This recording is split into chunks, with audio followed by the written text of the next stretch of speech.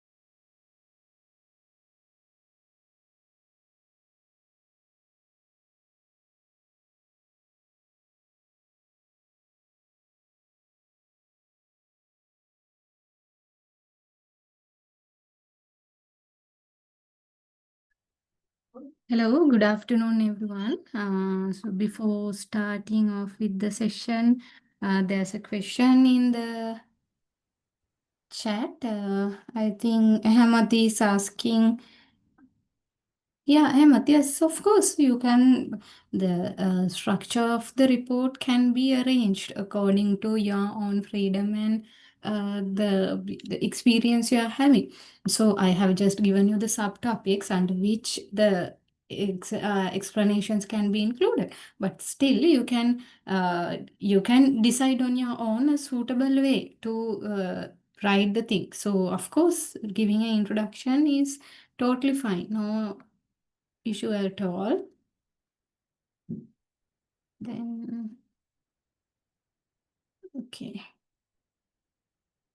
Okay, then we'll start today's session today. Now, once again, good afternoon to all of you. So, Good let me afternoon. share. Good afternoon, ma'am. Yeah. So happy to see you all again today. So, original lecture was scheduled yesterday, but due to some of my issues, I shifted it to today, Saturday. Next week also, Mr. Deepal sir has requested to swap the lectures between myself and sir. So most probably next week also, Deepa sir will take on Friday night and I'll be taking Saturday afternoon. Most probably this will be the arrangement for the next week also.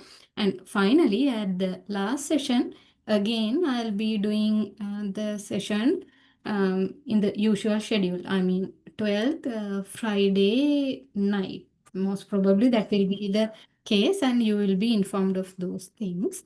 So saying that, we'll go to our session today. Give me 1 minute.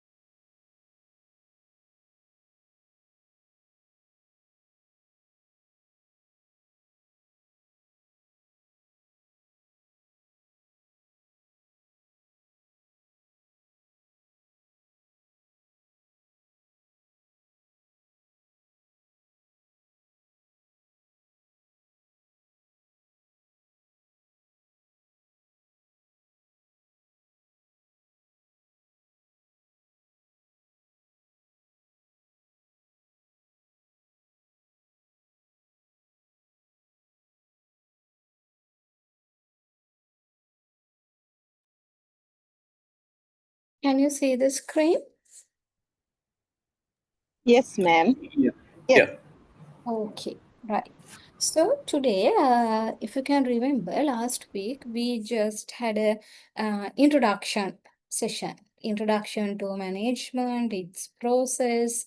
Likewise, we just discussed the basic main concepts relating to principles of management, mainly the roles, levels of managers, their skills required, and the kind of a historical evolution of management, because we discussed that these different theories and concepts of management it's evolving throughout the time, and there are recent development and there can be a lot in the future as well.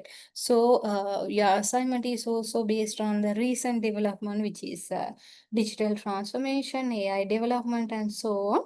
So with that, we are going to continue the session today. So last week also, we always talk about this environment, business environment, because all these management approaches, they are adjusted according to the environment. And if you can remember when we were discussing about managerial skills, especially when we referred to the conceptual skill, and there we discussed that especially the top managers, they need to scan, analyze the business environment.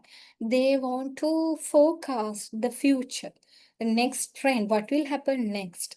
Likewise, if they have such a capacity, cognitive capacity, thinking ability, critical thinking ability, so they will be it will become a facilitating factor for them to identify the upcoming challenges, opportunities, changes, trends, likewise. So, someone is asking for the full presentation mode. I'm not going to use this slide for the whole discussion. I'm going to move to the paint canvas. That's why I have just shared this screen. Okay. So, Therefore, with regards to these conceptual skills also, manager always needs to have the better understanding about the business environment, its current changes, current initiatives, current developments, and future trends, possible opportunities, possible challenges, so on. So, why we are discussing this environment always is that environment and business organizations are having a kind of a two-way relationship. Business environment has an influence on the organization has an influence on the business environment. So I think as practitioners you know better than me. So if I go to the paint canvas like this,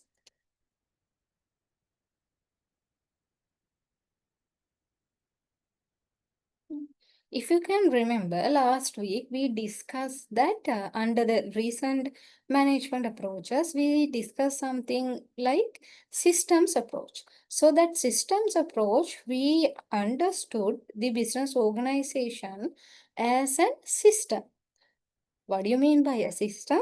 It's the collection of interrelated, interconnected, interdependent components which are working together towards a common goals, objectives, towards common objective. So inside this organization, there are different components, maybe culture. I'll draw this little bit bigger.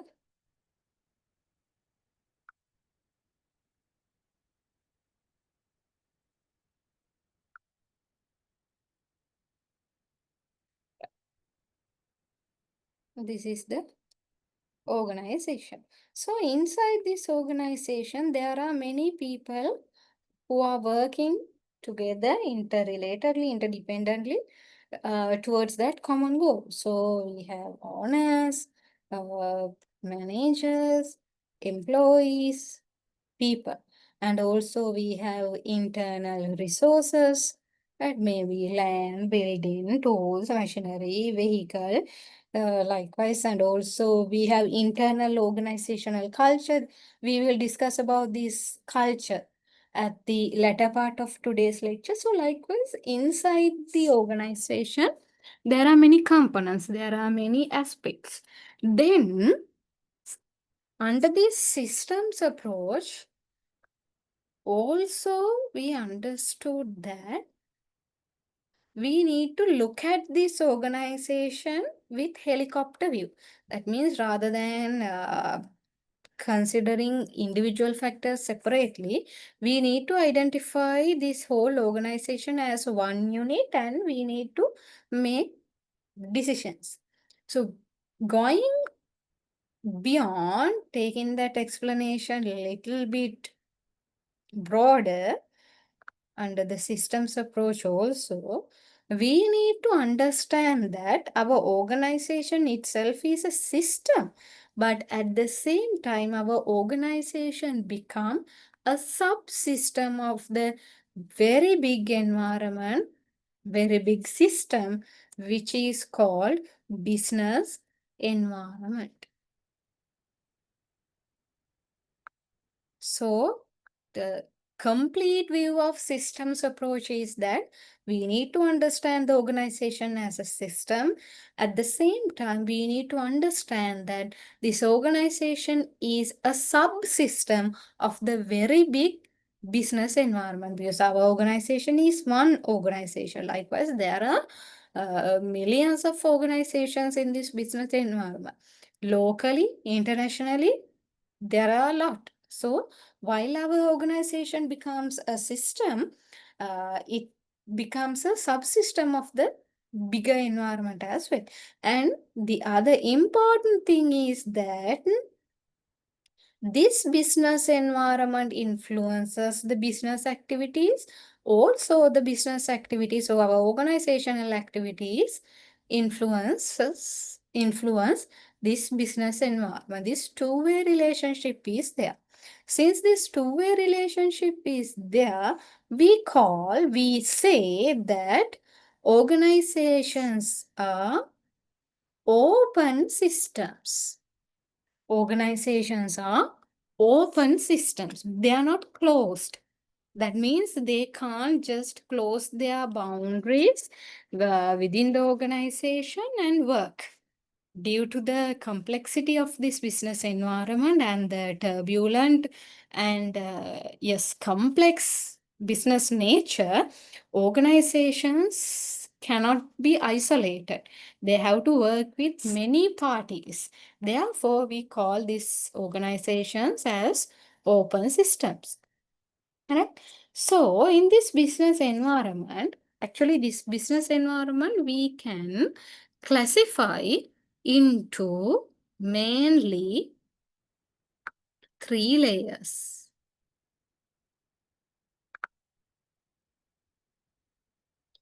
So now, before identifying the uh, 3 layers of the organization or the business environment, what is the simple definition of the business environment?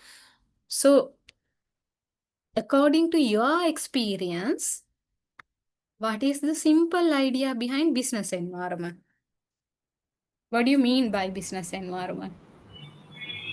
Internal and external factors which Yes, influence the organization. yes, of course, internal and external factors influence in the business activities. Yes. Any different idea? So the suppliers who Yes. are affected to the business, in the organization. Okay, yes, suppliers. Suppliers and their relationship with the organization. What else? Interactions of external and internal stakeholders. Interaction of internal and external stakeholders. Yes, another impressive idea.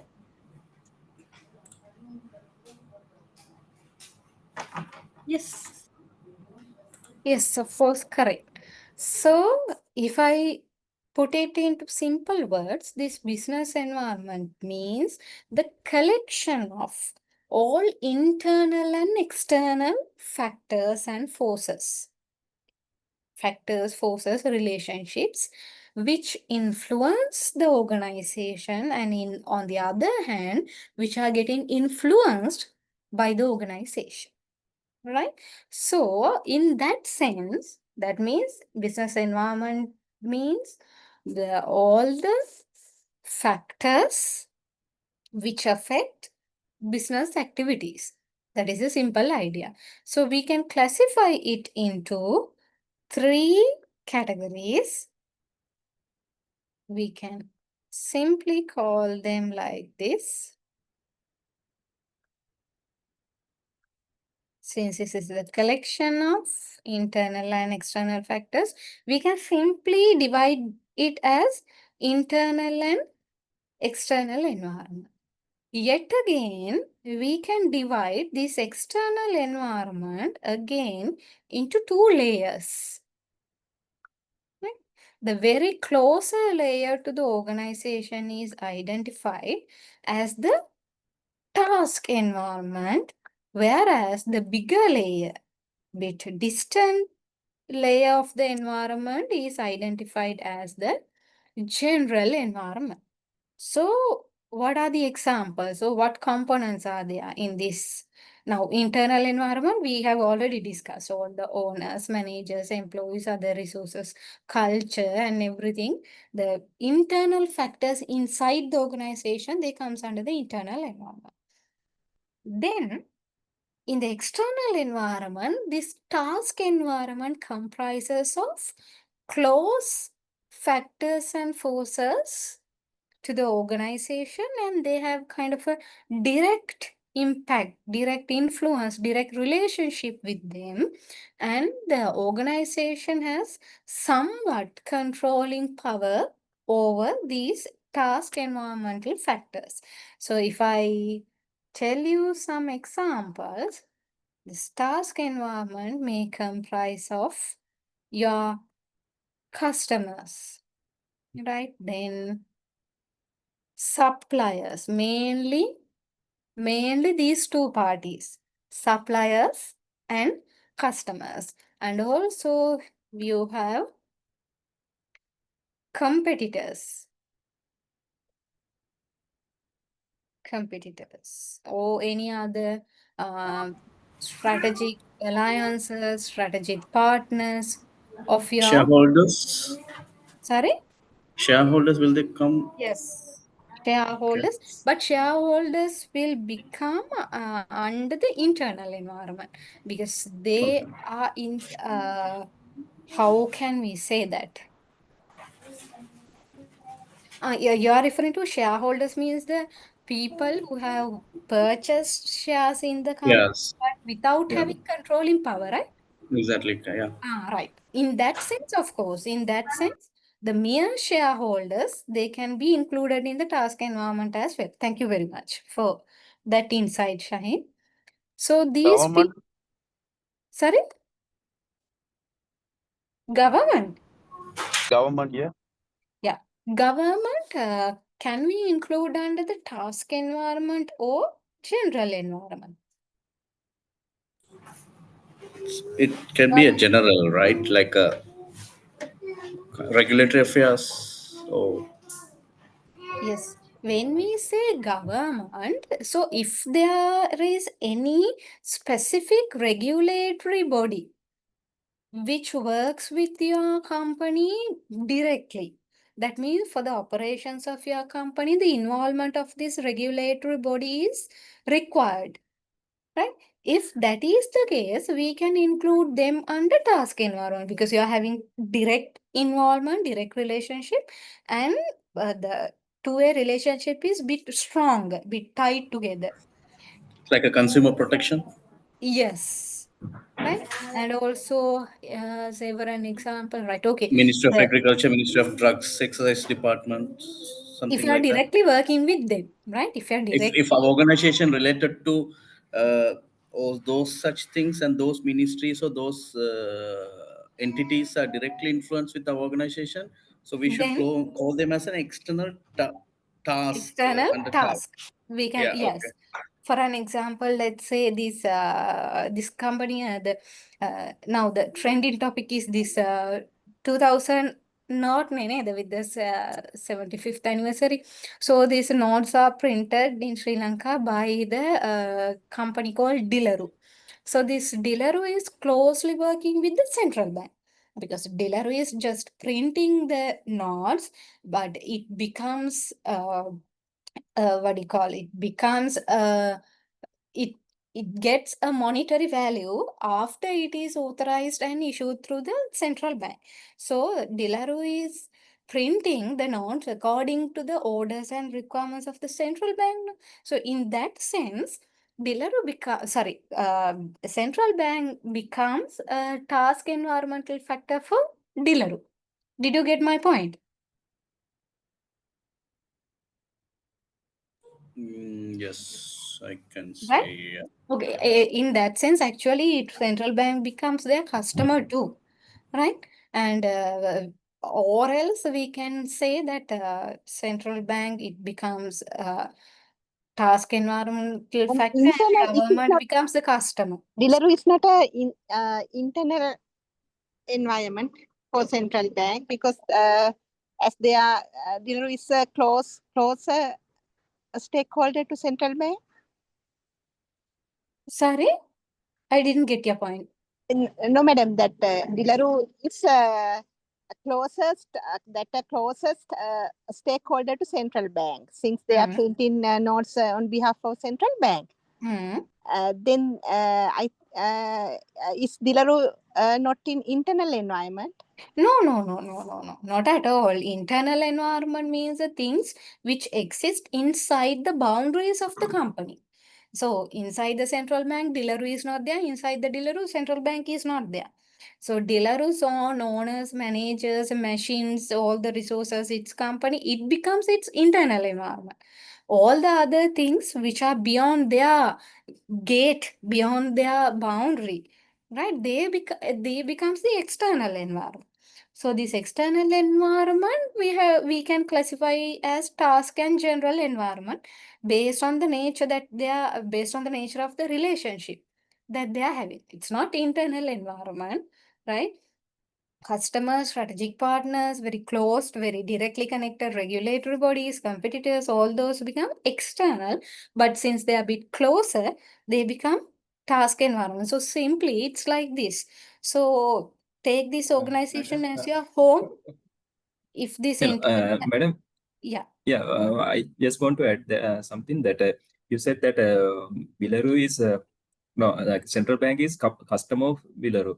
It won't be, no, madam, because now Belarus is not doing that like money printing as like any customer can come and buy. This is because of central bank announced they are doing. That means it is coming under task, no? Yeah, that's why I told Dinesh. So, in one aspect, yes, for Belarus, central bank becomes under the task environment. Under the task environment, in one aspect, central bank can be considered as a customer for the dealer. That's why I said the customers are one example for the task environment. Is it clear? So based on the Not orders clear. given by the central bank, dealer is printing. So that means what? The dealer is fulfilling central bank's orders. No? So that means they print the currency and actually they are not currency at the time of printing. So the printed materials in terms of notes, Delaro is providing them to the central bank since there is an order from the central bank. So in that aspect, central bank can be considered as a customer for the Delaro. So it becomes, anyway, it comes under the task environment. Did you get the point? Is it? It is clear that and they are coming under the task, but I'm not clear that it is under customer base. Yeah, you're telling that yeah, central bank comes under customer of that Belarus. Yes, because now Delaro is not producing any other good or service. If they are only producing currencies, if they are printing notes, it's done based on the order given by the central bank. So that means it is their direct customer. Okay. But if you see the Yeah, okay. perspective of Deliveroo, if you draft the organization structure, central bank sitting as an external task influencer who is providing the task to the Deliveroo. But if you put another draft, same like a donut chart about the central bank, again Deliveroo will sit on the external and providing the task Of influence to course. the central bank. So Yeah. it's like, yeah. Of course, So we need to in terms of Delaru and from the perspective of Delaru, again from the perspective of central bank, of course, each other lies under the external task environment. Because for Delaru, central bank becomes the customer. For central bank, Delaru becomes the supplier. So now for the purpose of explaining, I'm taking only one organization. So from one organization perspective, who becomes the task environment, who becomes the general environment? That's what we are explaining. Okay, so for the Delaru, central bank becomes something else. Again, under the task environment, for the perspective of central bank, Delaru becomes something else. Right? So, customer and supplier relationship. Is it clear? Is there any confusion?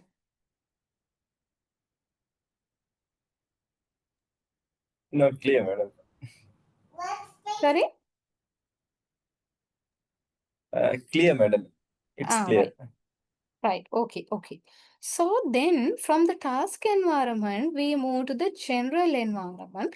Then something will get into your mind. If task environments is a part of the external environment, which is closer, which is directly linked with the individual organization, then of course, general environment means it is the second layer of the external environment, but it lies somewhat distant to the business organization. It's not the environment which is directly working with the organization, right?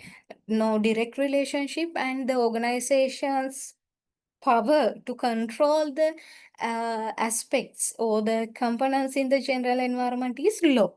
So for this general environment, mainly we can consider as the international affairs, right? Then the political structure and the decisions of the country, and the natural environment, changes happen in the natural environment, and also socio-demographic factors, that means the social trends, changes in consumption patterns, so changes in lifestyle, likewise socio-demographic factors, and cultural events, different cultural aspects. Geopolitical issues. Yes, geopolitical, of course, it comes under this political factor or international. Mainly this political factor we can consider as internal, that means political aspects of the country. Under the international aspect, we can consider, of course, the geopolitical relationships. And also we have technological changes, technological advancements occur in the major business environment, like digitalization, AI platform, different social media platforms, likewise different technological developments and advancements. Thereafter, what else?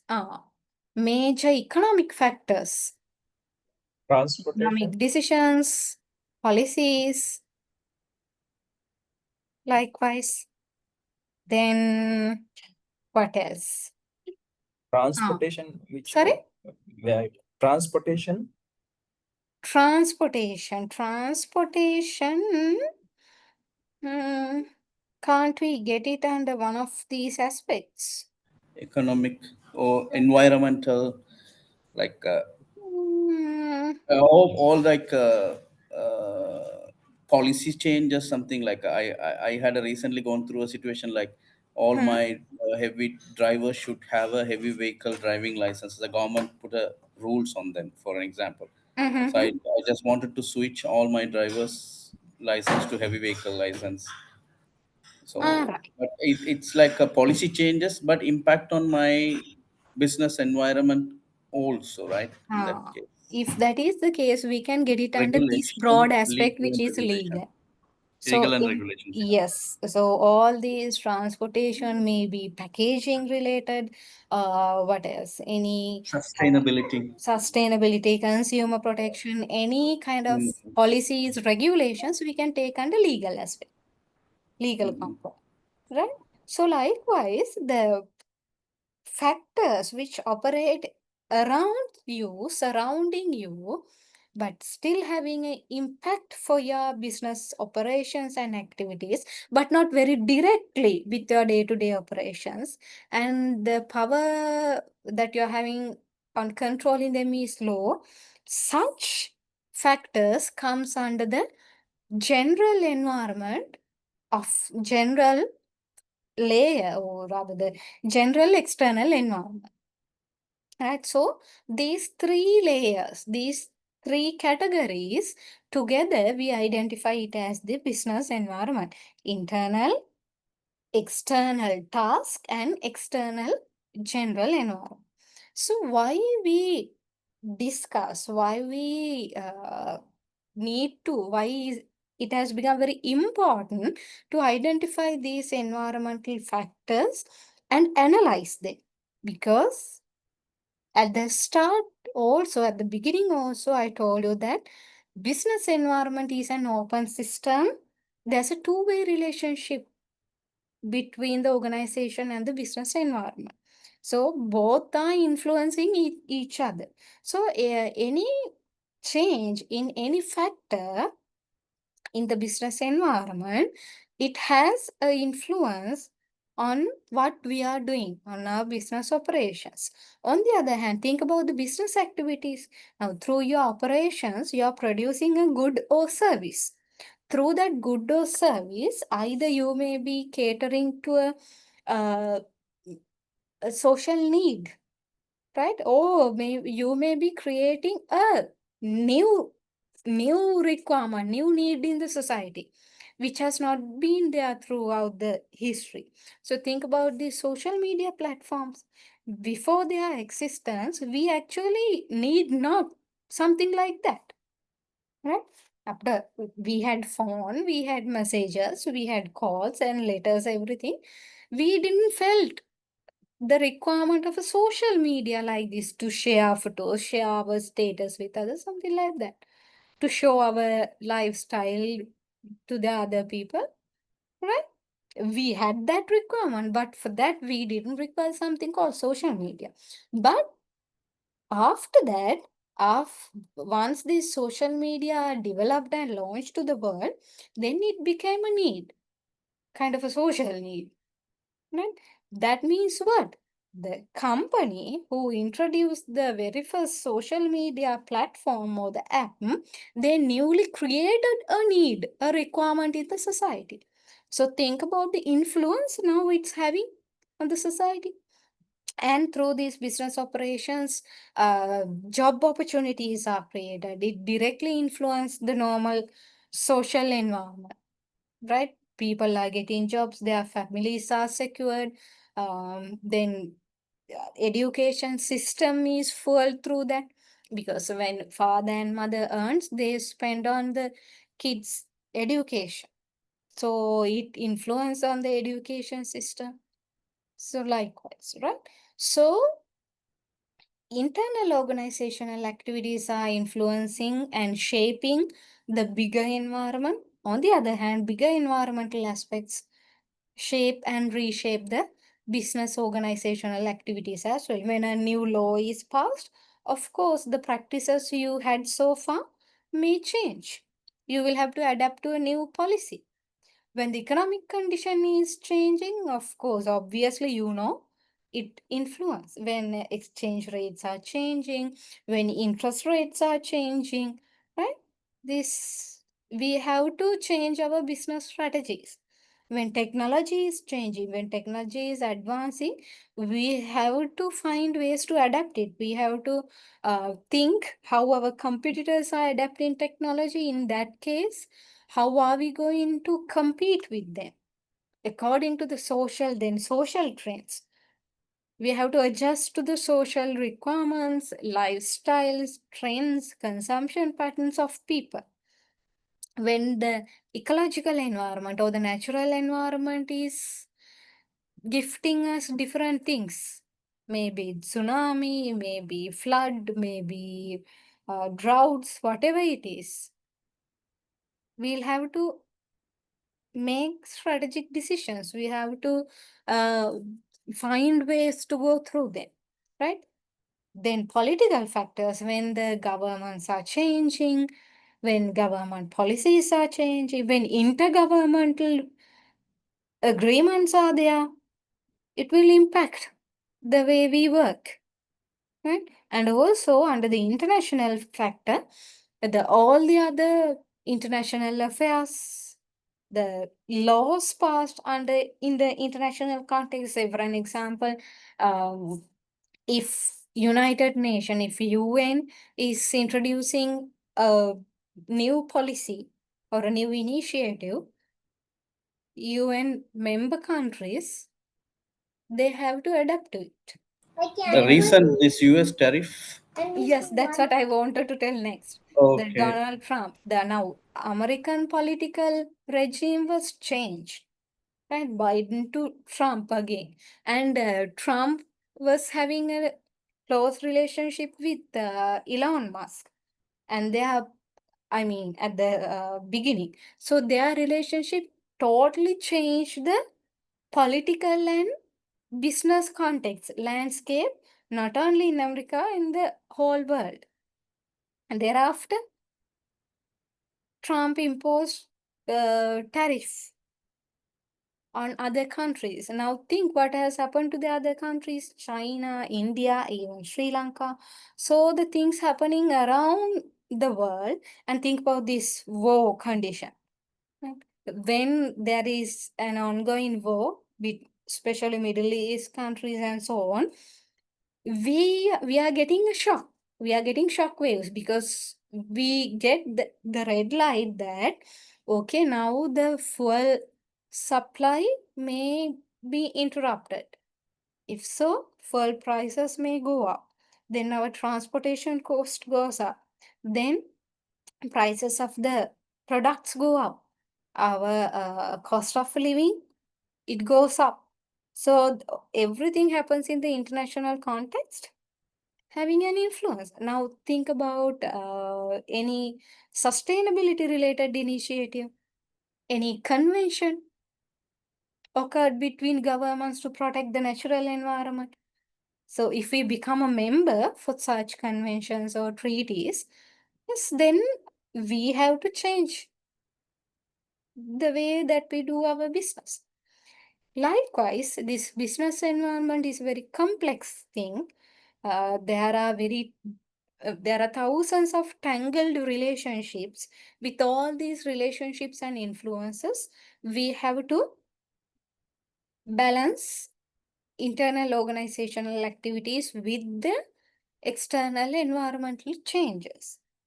So, for all these parties who act in the internal and external business environment and are having a influence and an interest on our organization, we call them stakeholders. So for an organization, there are both internal and external stakeholders. Internal stakeholders are the owners, managers, employees, and so on. External stakeholders are the customers, suppliers, competitors, strategic partners, maybe government bodies, so on. That means the parties who are having an influence and also an interest regarding the business. So, if this organization is having this kind of open system, if we are influencing each other, and if there are both internal and external stakeholders, then as an individual organization, we have to understand that our organization is having a responsibility to be fulfilled towards internal and external parties of the organization. So from this business environment topic to I'm moving to another topic as a story, right? මේ business environment එක link කරගෙනම මම අද lecture එකේ ඊළඟ topic එකට move වෙන්නයි යන්නේ. So if our organizational activities are influencing the lives of others, if there are internal and external parties who are getting influenced by our organization, then of course our organization should be responsible towards them. Our organization should be responsible for both internal and external stakeholders. That is why the social responsibility, concept of the social responsibility or the corporate social responsibility, CSR, and beyond that ethics came into the play.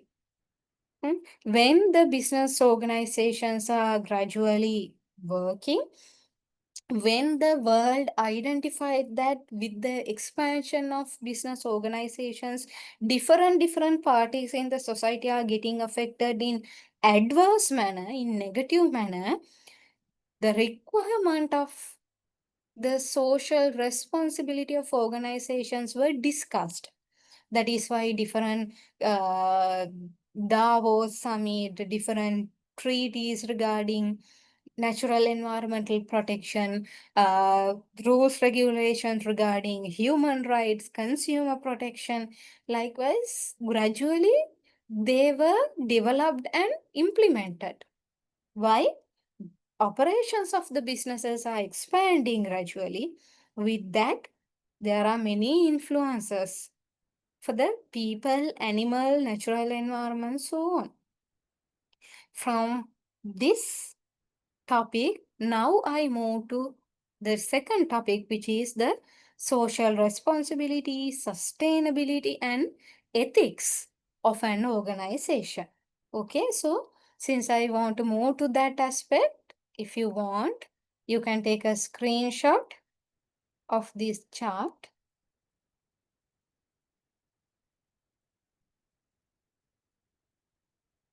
Right, then I'll show you some videos.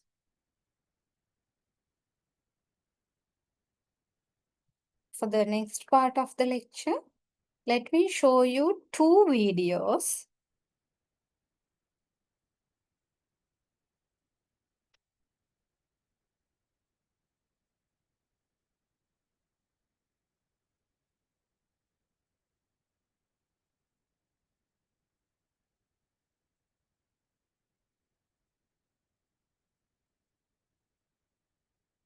Give me 1 minute until I share the YouTube video.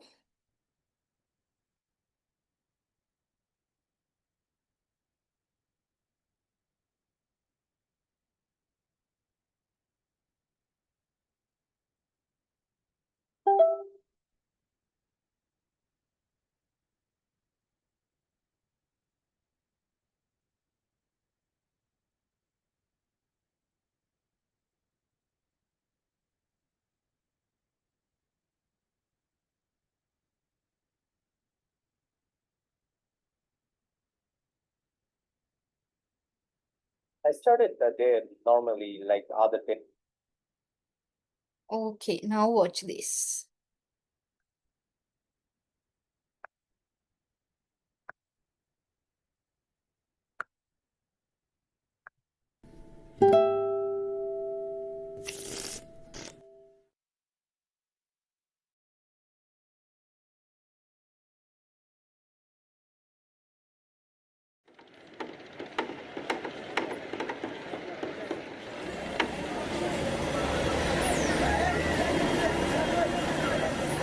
I started the day normally like other days.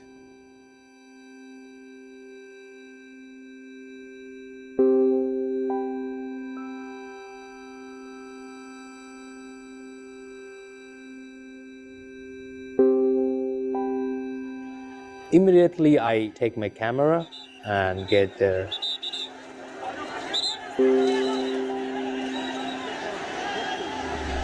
I suddenly felt, am I in a war zone?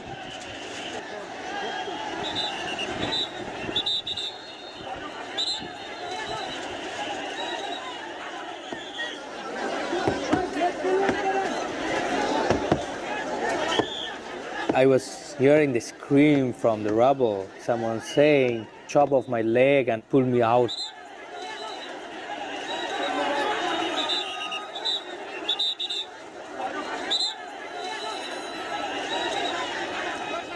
I stopped shooting. I was trying to help. Around 7:30, two volunteer workers called me and showed me two dead bodies under the rubble.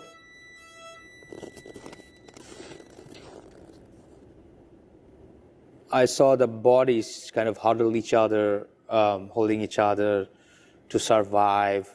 I started shooting again. I felt like these images should be the voice of these people who died. No one knows their story, how they survive making these clothes for first world country.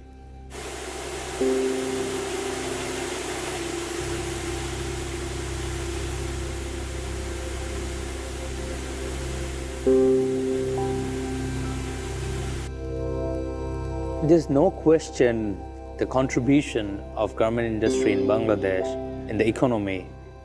but it needs more good rules and regulation. I see the brand names all the time. The tags remind me the tags I have seen in Rana Plaza collapse.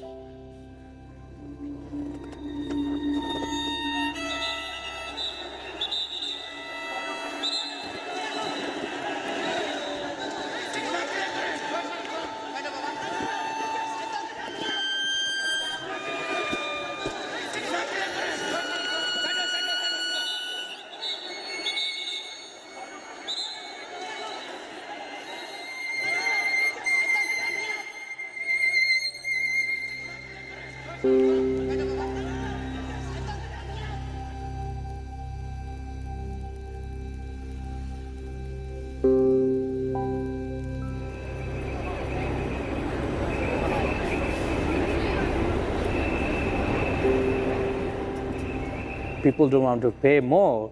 So if you don't want to pay more, how the producer would pay more to the worker? So it's like the chain, start from the consumer and ends to the labor,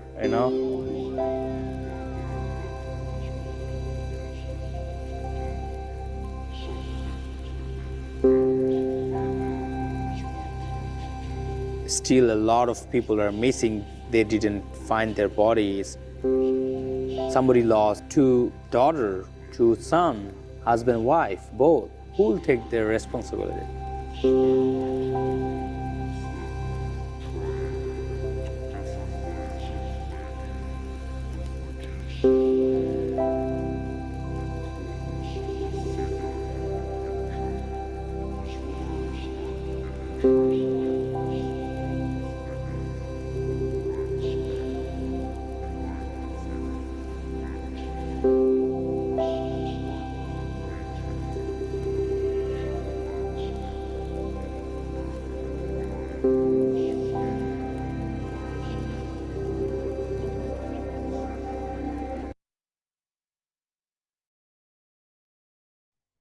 This is, as someone correctly mentioned in the chat as well, this is and for all video, something happened back in 2013 at Bangladesh. The factory premise called Rana Plaza, it collapsed. So another video, it says then the fractions had already been there on the walls of the factory. But managers, they haven't considered it. Even though there are kind of serious fractions, they haven't considered, and they had just focusing, they were just focusing on producing, achieving the targets, profits, and everything. So ultimately, the collapse resulted in the death of thousands of people. Right? Yes, Shaheen, you are correct.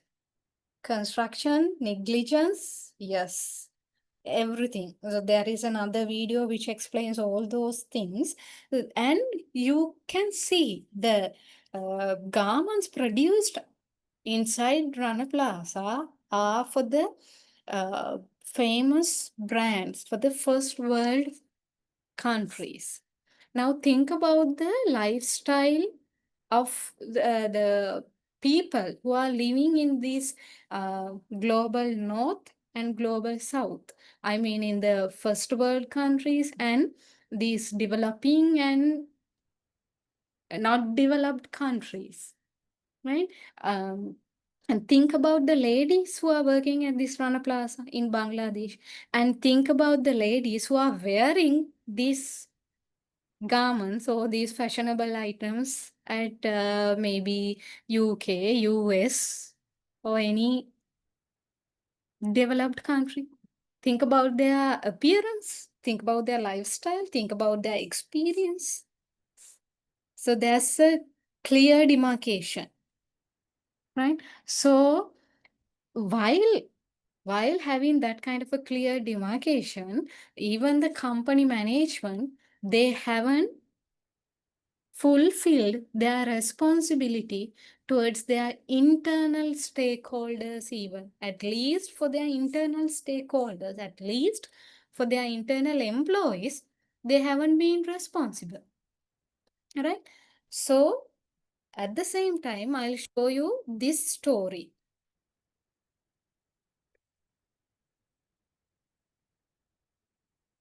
Now, stories of nearby countries. Rana Plaza from Bangladesh, and the next video from India.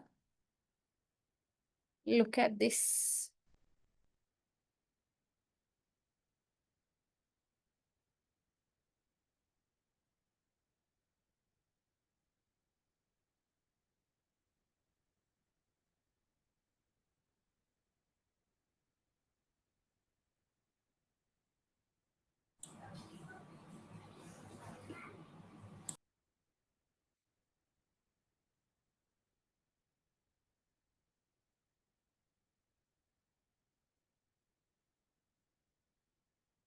Give me 1 minute until I sort the correct video. There are many. We also have similar situation in Sri Lanka, like it happened that the garbage yard collapsed. Yeah. Me thought Me Totamula, yeah, exactly, yeah. Exactly. So, I want to show you these videos and open the forum for the discussion, right, regarding your own experience on both aspects, business environment and this responsibility. Let me show you this.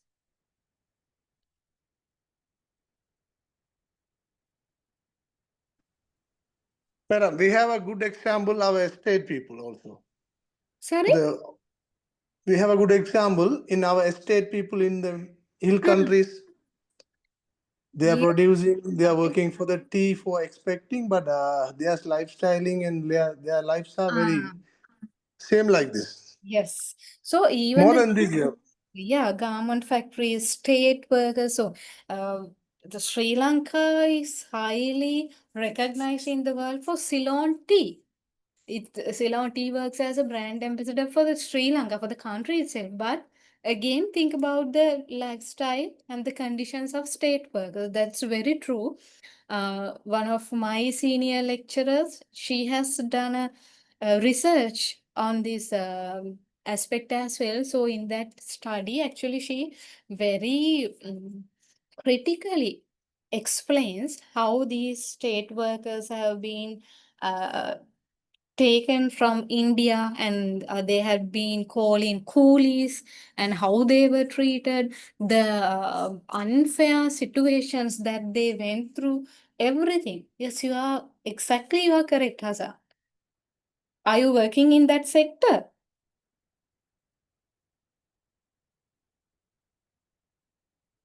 No. I'm not working that sector, but I have visited some times ago to Yes. study some. When I was in NGO, so we went to there for their people last time. Okay, now I'll show you this video as well.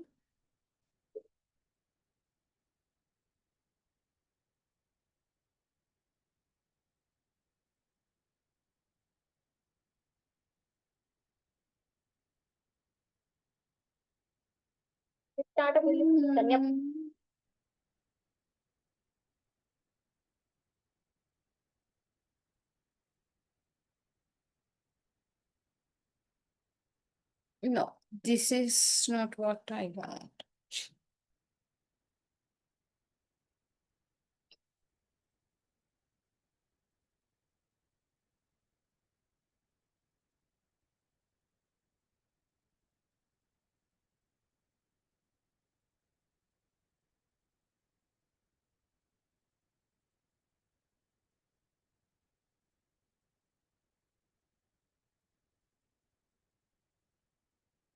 E-visual grading is a challenging task due to fewer skilled professionals, inconsistent grading.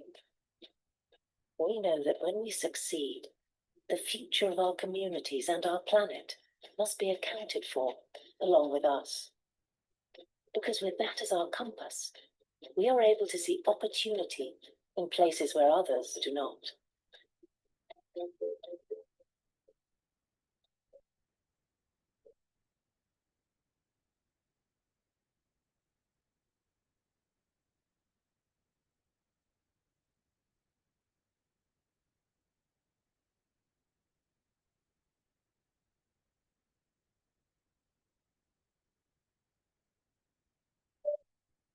Okay, I got it. I'll share that.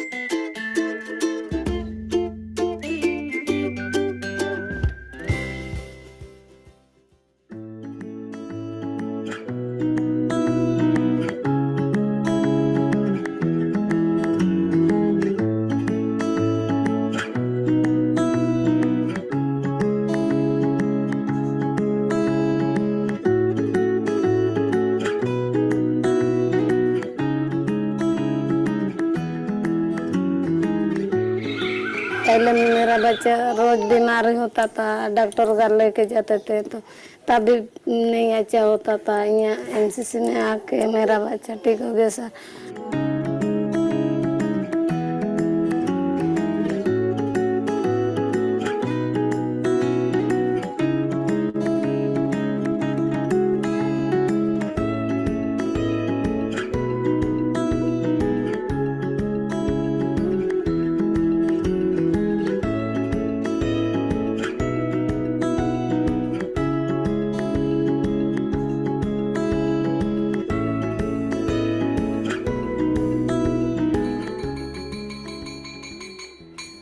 माझे नाव अपेक्षा नारायण सावंत। मी इयत्ता 9वी मध्ये आहे। Tata Motors Pune यांनी डोंगराळ भागातील विद्यार्थी व विद्यार्थिनींसाठी आम्हा गरजू विद्यार्थ्यांसाठी टाटा मोटर्सने खूप काय केले आहे। त्याबद्दल त्यांच्या संपूर्ण टीमचा मला अभिमान वाटतो। धन्यवाद।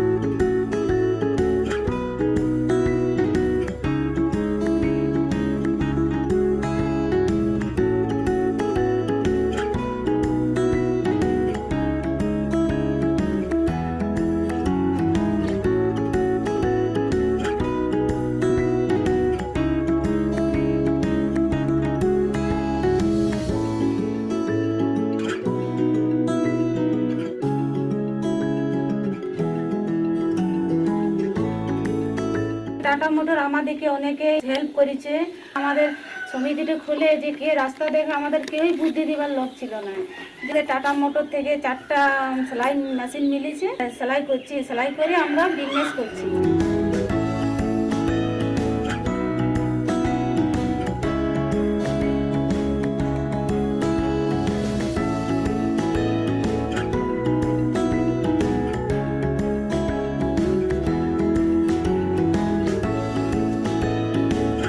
मेरा नाम रामदास था। मैं खुर्सी गांव का छोटा किसान हूं।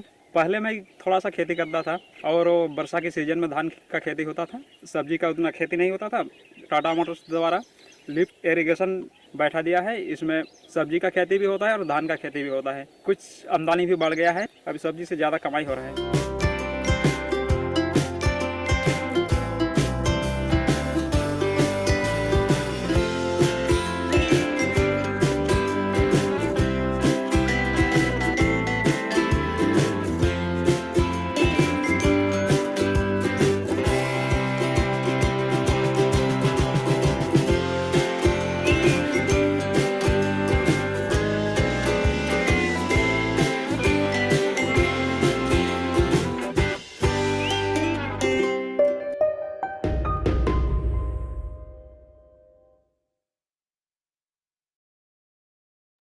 Okay, now that was about Tata. So they had been, they have had, okay, they have had, what do you call, a vision for their organization to do better for the society, not just earning profits, maximizing the wealth accumulation for shareholders, but go beyond that and providing better things, providing betterment, the social upliftment. So therefore, they are having 4 aspects of their CSR program according to that video, which is kind of a old video though. There are Vasundhara, Kaushalya, Vidyadhanam, and Arogya. So that means what? They are trying to go beyond the normal business operations. They are trying to implement something different, which enables the society to benefit from that. It may not directly linked with their business operation, and they are taking a separate effort, additional effort, and they are doing something for the betterment of the society. At the same time, there is a concept called social entrepreneurship, which means the organization itself is started with the purpose of providing a betterment for the society, with the purpose of solving a social problem. Now, in Tata, beyond their business operations, now they are into motor vehicle industry, but beyond their business operations, they have started different projects, right, to help the society.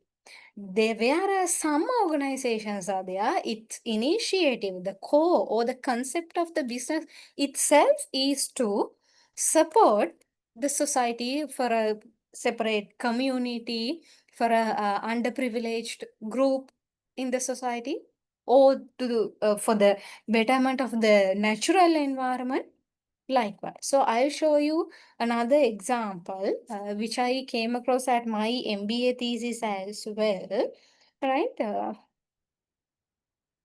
This is a Sri Lankan one.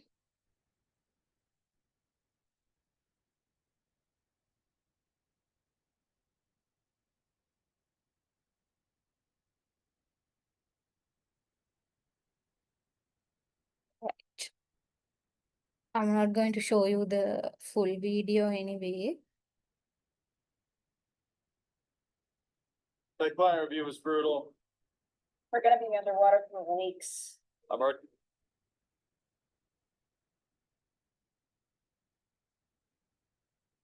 So, why am I here? Before I attempt to guide you on how to build a nation, let's just go back a bit. Let's start with maybe a little bit trying to get to know me a little bit. So I am a lawyer and a diplomat by training, and growing up, I knew exactly what I wanted to do. I knew it, I wanted what I wanted to do, and I went for it. So I think it came to a bit of a surprise to my parents when I finished my formal education, and I didn't want to be a lawyer nor a diplomat. So what do? So I looked around, and what I thought I'll do is, I wanted to work in something that made my heart burn. Yeah, I'm weird like that. I wanted heartburn going in, right? So with that one constant, I went into the unknown. So what did I do? I joined the development sector. I was quite lucky to go right into the field right at the end of the war. I saw a lot of things. I heard a lot of things. And there were times when I used to come back home and I would cry myself to sleep. I saw heartbreaking and numerous examples of how communities and families were left in this vicious cycle of dependency, when well-meant development initiatives left them without any hope. And in the Sri Lankan context, this is quite dangerous because we've seen for the past 30 years of our country, When communities are left without hope, they will seek violence to actually get what they have lost. So, what did I do? I looked around a little more. You know, I saw this massive problem. I saw a problem, but I was not someone who would see a problem and then take no for an answer. I would find a solution. I looked around, I did my research, and I saw a very interesting model of how business enters the development sector to fill in these gaps that are left behind. And you know, this was very interesting to me, although not a very novel idea around the world. In Sri Lanka, the private sector is largely left from all discussions of development. We are seen as this, you know, evil, capitalistic, money-mongering people. But, you know, there was a potential here. And I looked a little bit more. And what do I find? Right at home. A social enterprise working in the northwestern province of Sri Lanka, in Kurunegala. And it was sitting right at home. You know, ladies and gentlemen, sometimes your mother really is always right. So, what is a social enterprise? We are businesses, yes. We make profit, yes. But entrenched within our businesses are the mechanisms to deal with social or environmental problems. For instance, we invest over 75% of our profit back into the business and therefore back into the communities that we work with. So essentially, doing good is good for business. I didn't say it, Richard Branson did. I just live it. So, but now let's begin. This is my story, this is our story, and this is where I want to start, and I really hope it inspires you as it has done me. We started with my mother 25 years ago in my home garage. There was 15 women to start with. I remember running around, it was in my garage, right? So I remember running around, worrying these women to please sew the clothes of my dolls. So it was pretty cool growing up with all these colors and all this thread and all of that. But later on into the business, my uncle joined, and together he even got on bikes to take rolls of fabric to suppliers, to buyers who wanted our products. My mother nor my uncle had much entrepreneurial knowledge starting in. She's a lawyer by profession, but she had this instinct. He had this instinct. And I think it worked out well for them. So with this instinct and this one single underlying principle of always being true to your mission, we went on. Why did you hate editing videos? I don't hate making videos any longer. Yes, there was a time when I absolutely hated that. It was so expensive and so much. And so where does that leave me, the next generation? You know, it's not always very glorified to inherit a business, because unlike when you start it, you not only disappoint, that is something we are very proud of. Skills, looking at innovation and taking ahead and making it something the country can be proud of, we can be proud of, and the world can look as an example. So I'm here today to represent my women. We grew from 15 women to 1,000, and that is something we are very proud of. They come from different backgrounds, they have different stories, and they are who we work for. Right, so I'm not going to play the whole video. It's entire 17 minutes video. So this is all about selling handloom in Sri Lanka. So as she said in her story, her mother, Mrs. Sandra Vanduragala, she has started this selling handloom with 15 women who had been affected by war, who had lost their families, husbands, and finding it difficult to survive without having any livelihood likewise. So with the purpose of helping those women, being a lawyer, Selina's mother, Mrs. Sandra, has started this handloom company, and now they are growing and they are giving different facilities for those women, and new business models are there. At the same time, they are trying to protect the sustainability standards as well. So this Celine Handloom is the only fair trade certified handloom company in Sri Lanka as well, which certified that they are sustainable. So they are producing even the kids' toys with very sustainable manner and so, right? So this company, its initiative itself is a kind of a social responsibility with the aim of what do you call, solving a social problem business has started. So now you can identify that the actions or the policies or the beliefs of business organizations may have changed time to time throughout the history. If the organizations at that scientific management era, they wanted only the productivity and profit goes up, profit goes up gradually, then and the society and the formalities, regulatory bodies identified that these business organizations are having adverse impact on society, people, natural environment, so on. Different initiatives were taken into play.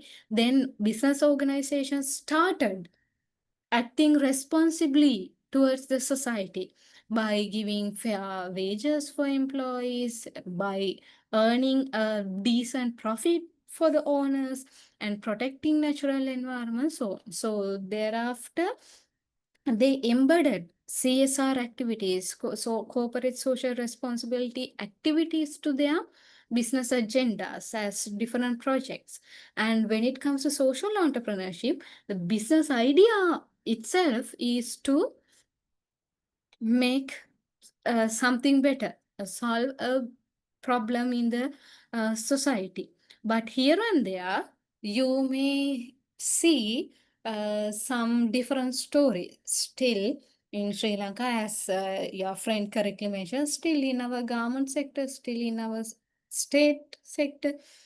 So where these employees are, where the CSR activities are, we don't know whether they actually implement it. And still around the world, there are many scandals reported, even for today. So still, even though we discuss that these CSR activities are growing, there are scandals as well. So the CSR, corporate social responsibility, it has become a debating topic around the world.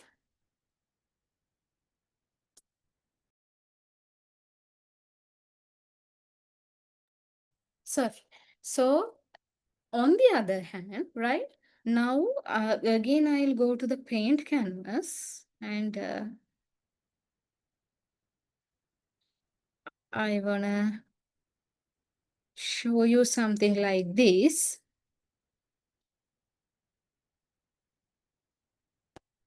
Now, earlier, right, business organizations wanted to earn profits for the owners. That was their major concern, right?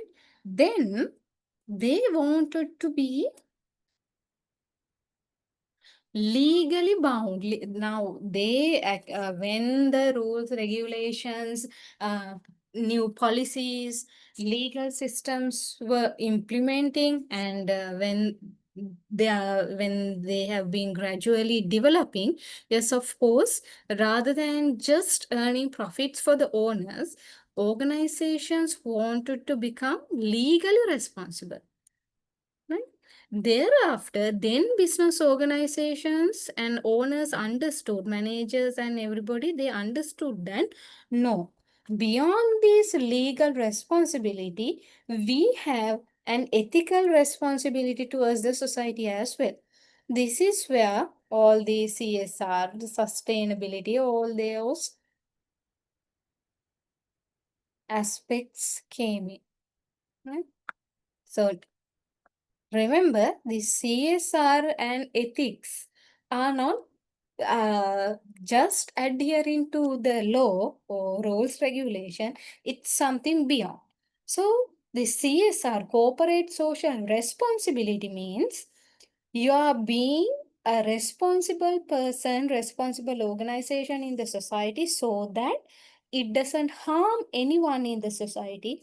At the same time, it does something for the betterment of the lives of people and also for the betterment of the natural environment. Being ethical means, being an ethical organization means you do something considered as right and good, avoiding bad things, avoiding malpractices. If you become a good person, if you act in the manner which is identified as good and virtuous and correct, right, in the society, it is identified as being ethical. So with all the discussions which were going around the world regarding human rights, consumer rights, natural environment, so on, now businesses understood that from profit turning to legal legal adherence to being a socially responsible organization and being ethical is paramount for the long-term sustainable development and survival of the organization.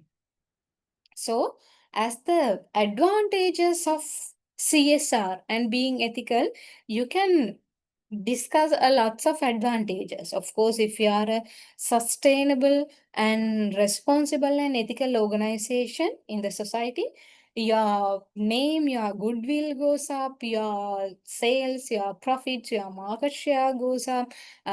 You can attract skillful employees, you can retain them because they carry the pride and the legacy of the company. And on the other hand, you can create a good impression from the in the minds of customers. You can enhance their loyalty, and also you can get the incentive support from the government. And government may not that much, government and other regulator bodies may not that much involved into your business operations if they know that you are a responsible and ethical company. Likewise, there are many advantages. But on the other hand, I told you that there is an ongoing discussion and debate going on regarding this CSR. Therefore, some scholars, they have pointed out disadvantages of CSR as well. They say, now think about that Tata's four vision. So there are different projects. So they have to invest a separate budget for those projects, and the employees need to be allocated for those projects separately. So it's money, time, effort. There is something extra. And there is a problem whether if you allocate all your resources to those, if you are additional resources to those projects, whether you will be able to fulfill the main objective of your company, whether it will get disrupted. Because as a business organization, you need to earn profit. It's your duty. Otherwise, how can you pay for your suppliers, for your employees, for your shareholders? Otherwise, you will be wasting the limited resources. Therefore, you need to earn profit. There should be economic benefits in your organization. If so, in that sense, if you put an extra effort towards those CSR activities, whether it will disrupt your normal operations, and you have to allocate your existing employees, whether they are having that expertise to develop, initiate, and implement those CSR activities. On the other hand, whether business organizations are using the CSR ethics and everything for the purpose of greenwashing. There is a term called greenwashing. Now, you know, whitewashing means you are trying to cover the bad things of a person by highlighting some small good things done by that person. So greenwashing means companies are trying to cover their bad practices by implementing green initiatives, CSR activities. For the Coca-Cola, there was an argument like that. Right? They were polluting rivers, natural water resources in countries like Sri Lanka, India. On the other hand, they were developing different CSR activities like distributing tube wells for the farmers in India, likewise. You're doing CSR activities, green initiatives with the aim of covering up your other harmful practices. So scholars, they debate, they argue whether the CSR activities are really meaningful or not. Right? So this is all about CSR. Now, what do you think? Now I link the business environment with this CSR, corporate social responsibility part as well. What is your experience? How you are going to see these aspects? If I open the forum to you, what do you think about business environment and being socially responsible and ethical?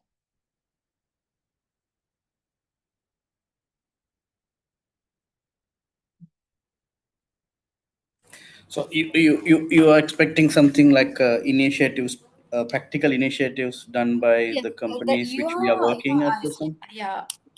real initiatives and your critical understanding on the CSR and ethical practices. Mhm. If you share your real world experience with me. Yeah, good. Actually, I just take the floor first. Hi everyone, and I'm working for a dairy company, so we have Mhm. certain initiatives. So we are like, safety and the security is the top priority for the organization internally.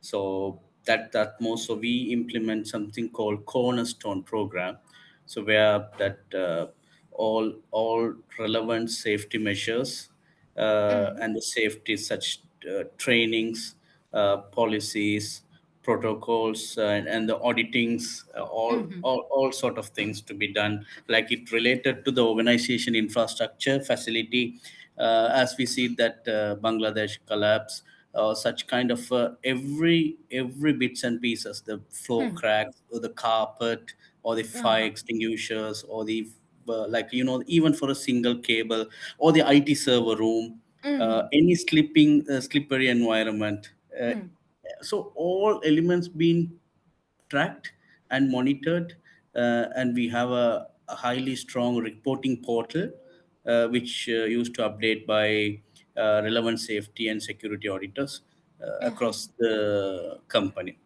That's a one of area related to that. If you take for an example, the merchandisers who do the displays of the product at markets, so we have a weight tolerance which they can carry. So considering their health aspects, so when they carry heavy weight of products from the truck to shelf, or the shelf to trolley or whatever, so there is a limited tolerance. Then we provide the safety PPE kits and safety shoes, etc. things. Then when it's come for the social responsibility, the Shaheen, sustainability is a one of a, excuse yeah, me. yeah, So those are concerning the internal stakeholders. Am I internal, right? exactly, yeah, Okay, right. yeah. Then, yeah. Then moving to the external responsibility of organizations. So one of a core area is, the SDG 17, the Sustainable Development Growth of 17, which is I think UNICEF implementations, right? That's we do follow a very strong packaging concepts of sustainability packs and the carbon emissions. So we started to use the biogas, considering the environmental factors. Then we started to use the cow poo because we have a huge farms, and through use the cow poo, then we started to manufacture the gas to run the factories. Then we implemented such as called, children's malnutritional issues. So we started to have a vitamin D enriched dairy cheese products. So whereas it's like a kind of both techniques, one of a second leg for the organization, like, if government implement any rules such as you will not no more use any of the vegetable fat products, so you can switch immediately. So the new products under develop, and it's in the market, something like a animal fat product, so which is a vitamin D product. So kind of initiatives done for the based on the social initiatives. Yeah. So this is something like an overall practical going on with us actually. Yeah. Yes. Thank you. Thank you so much. So, Shaheen, how are you going to apply all these concepts to the Mm-hmm. aspects of business environment? How do you see the relationship between all these initiatives and this open system relationship that your organization is having with the bigger business environment? Yeah. Actually, it's all been like a departmentals. We have a department so to run the individual agendas. So we have a strategy set up, right strategies. So we have something called Future 2028 or 2026 strategies. In that strategy, these elements are cascaded down the line of each functions. Like the first supply chain, if you take, so I am responsible for the carbon emissions and the delivery miles and kind of a best practices to be followed according to the what the strategy or the vision set by the companies. So that's how it's been cascaded down. If you take the marketing team, so they have a different initiative for the such kind of a implementation or initiative. So we do annual assessments, we do annual gatherings, and the KPI sets and the strategies are measured, and the even we measure carbon emissions across all individual department wise, how much carbon being emitted, because our gas systems are integrated, and how much fuel we are consuming, then we assess how much the carbon's been emission by each department, so likewise assessments have been done and implemented. Okay, so one more question. If we link, I'm again referring to the same thing. Mhm. If we link this with the different elements of the business environment, is there any economic, legal, political, or even from customers and suppliers? And is there any influence from those business environmental factors, forces, and parties for your company to become such socially responsible and ethical organization? So 100%. If you take Qatar as an example, they have very strong implementation that you cannot import anything on the vegetable fat, plus to dairy products. So you have must to use certain range of the nutritional facts. These are the nutritional facts. It should be considered and printed. It's a salt percentage is a very strong fact, and the what do you call some of I'm not a nutrition expert, but I'm currently working with the regulatory affairs on these designing of their nutritional facts labels. So according to the comply with the government regulations, which is to the social responsibility part of it. So very much influenced by the governments on all across the country. So if you say the MENA regions anywhere, so it's comply in such a way that the influences are there. Yes, I can say. Yes. Thank you. Thank you very much, Shaheen. It was really elaborative and really insightful. Thank you very much for sharing your practical experience with us in Pleasure. lining with all these theoretical concepts. Yes, anyone else, dear friends, would you like to share your thoughts on business environment, this open system story of the business environment and the organization, then how it's linked with the social responsibility and ethics of the business, your views, and even the positive and negative sides of CSR, any of your views?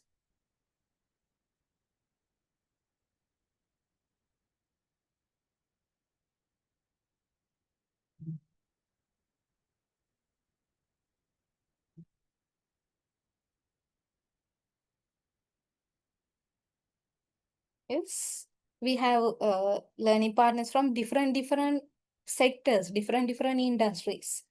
So I would like to listen to different practices of different industries. And we have not in your batch. No?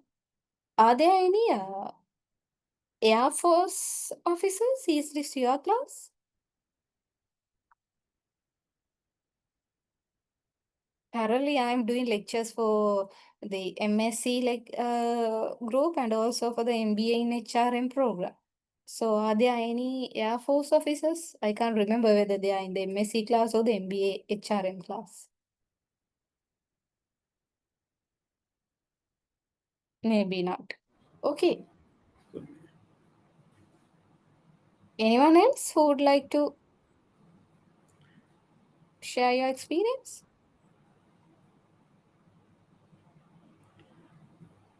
But generally in Sri Lanka, also larger organizations are following such practices like BOWERS, ABC groups, or Mm-hmm. Hey Mas and all. They have uh, their initiatives are ongoing, like I believe, right? Yes, so actually in their annual reports also there is a separate part Mm-hmm. to report the The CSR CSR, activities. Yeah. exactly. Yeah. So now it's like it has become a requirement under this reporting guidelines around the world as well, if I'm not mistaken. So there are True. GRI reporting framework and so on. So under those Mm-hmm. frameworks, reporting frameworks, these social responsibility aspects need to be revealed, because the existing stakeholders of the company, they need to know what's going on, and also for the Mm-hmm. prospective shareholders also, it gives a signal regarding Exactly. the Yeah. activities of the organization. So likewise it's going on, but at the same time we have to remember there are both sides. Some are doing good for with a genuine Yeah. purpose, and right. So Whether we do see that gumming gum or something on the TV, is that something they seriously, travel across? Yeah, seriously, it's a yeah, gum method, right? gum method, yeah, maybe, yeah. It's another classic example. And with that, now I told you, now we discuss that, okay, business organization is like this and the environment is like this. There is a open relationship between these two. Therefore, organization needs to be very socially responsible towards both internal and external parties of the organization. For the both internal and external factors, forces, parties, you should be responsible and ethical. In that sense, in that scenario, what do you think about the organizational culture? The role played by the organizational culture. This is a separate story that we are going to talk today. First of all, before discussing about this relationship, I'll tell you about the organizational culture. I'll explain you the organizational culture. Before me explaining, would you like to share your thoughts on me? When you hear the term organizational culture, what comes to your mind? It's a DNA of the organization. Mm-hmm. How we, uh, How we are so being. we have something called lead sense create in our organization culture. Mm-hmm. Something everyone follows the same strategy, Uh-huh. same technique. Lead sense create. So the things which are commonly followed by all organizational members, which makes the organization unique from Exactly. others. Like yeah, Right. inclusive. Yeah. Yeah. Great. Thank you very much, Shaheen, for that. Others, what do you think? What comes to your mind when you hear the term organizational culture?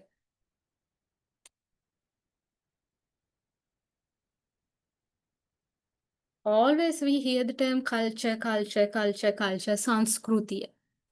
So think about the national culture. Yes, the things which are uniquely having as a country, different from other countries, the values, beliefs that you are following, that we are abide together. So through the culture, as Shaheen correctly mentioned, the members of that culture are connected.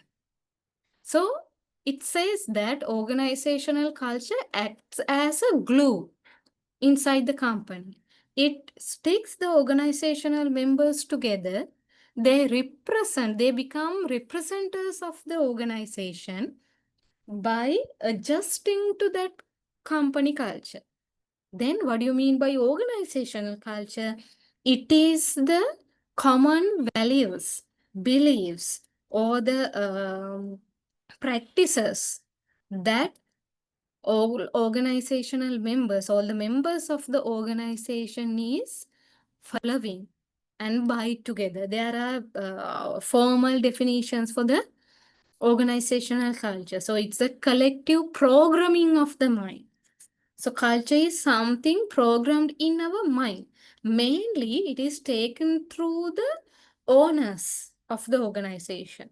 Once the owners are establishing the organization, they bring their own value system, their own beliefs, their own practices to the organization. Then it becomes the organizational culture. Thereafter, the people who enter into the organization have to adjust to that organizational culture and become a part of that. But at the same time, when new members are coming, entering into the organization, when the ownership is also changing, maybe from generation to generation, from one party to another, again, organizational culture may subject to changes. Can you give me an example? Either by generation to generation, that means from father to children, or from one owner to another, from one country to another when the ownership is passed, from one person to another when the ownership is passed. How this culture has changed? Can you give me practical examples? Can we take this Gen Z, Gen Alpha changes in Yeah, your? that is also possible. Have you seen such changes in the real world? I have heard few practical examples. Actually, I have heard the stories about this Siddhalepa and also Maliban. Siddhalepa and Maliban. I have heard that when the ownership is passed from the father, I mean the first owner, to the next generation, to to his or her children, the leadership style is different. Yeah, Their certainly. values, Yeah. beliefs are different. So the way the owner is treating the employees, it's also getting changed.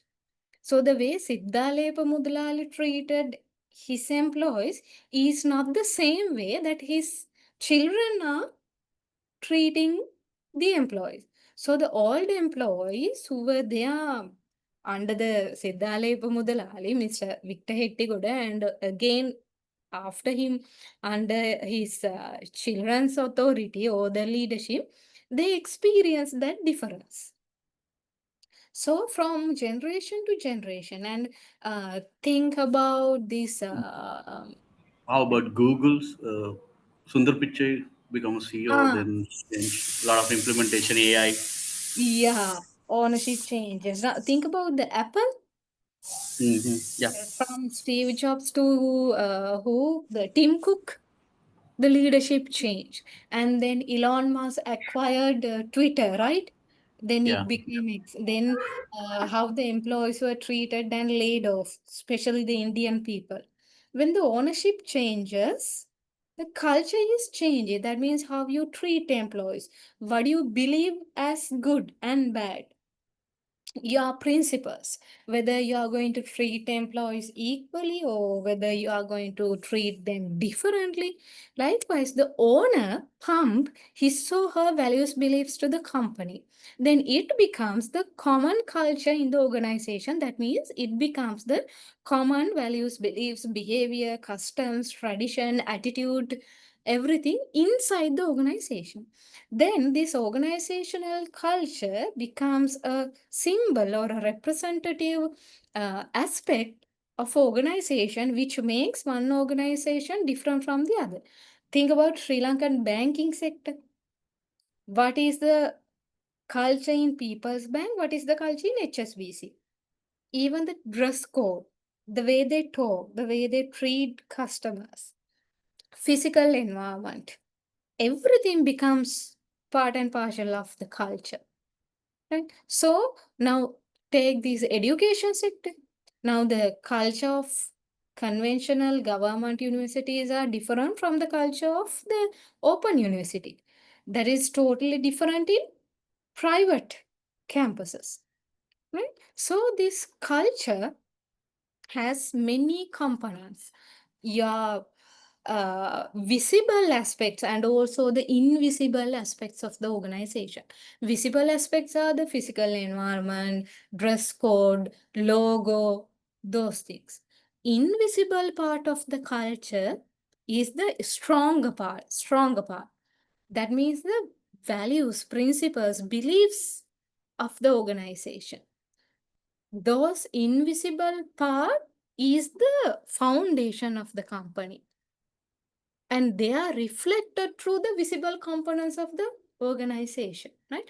I'll tell you an example with a theoretical concept. So according to Edgar Schein, there are 3 layers of the organizational culture, right? Rather than using the slide, I'll draw this on a paint canvas and explain you with an example, then you will understand. Right now, so here I started the discussion saying that you need to be responsible for both internal and external parties of the organization. As the second part, I'm going to talk how this internal organizational factor, which is organizational culture. Now it's an internal factor, no internal environment එකේනේ organizational culture inside the organization. How this company culture will enable you to become socially responsible or ethical corporate citizen in the society.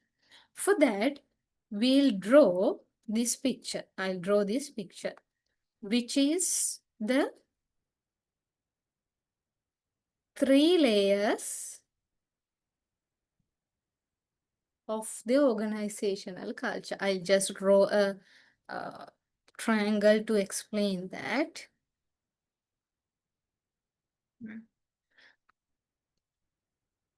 As Edgar Schein explained, these 3 layers are identified as, the first one is named as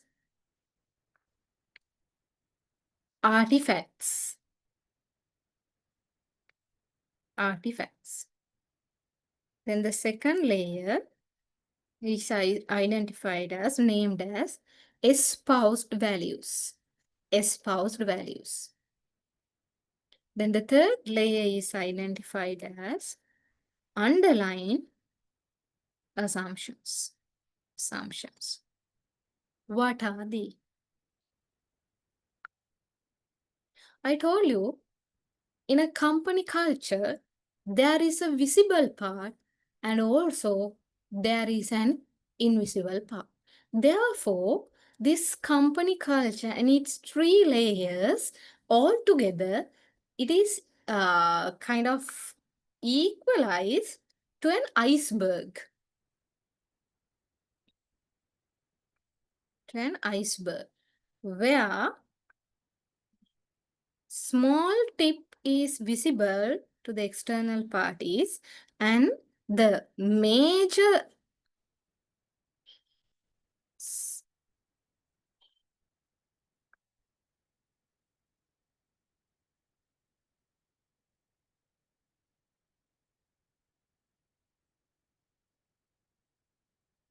I'm trying to erase this one.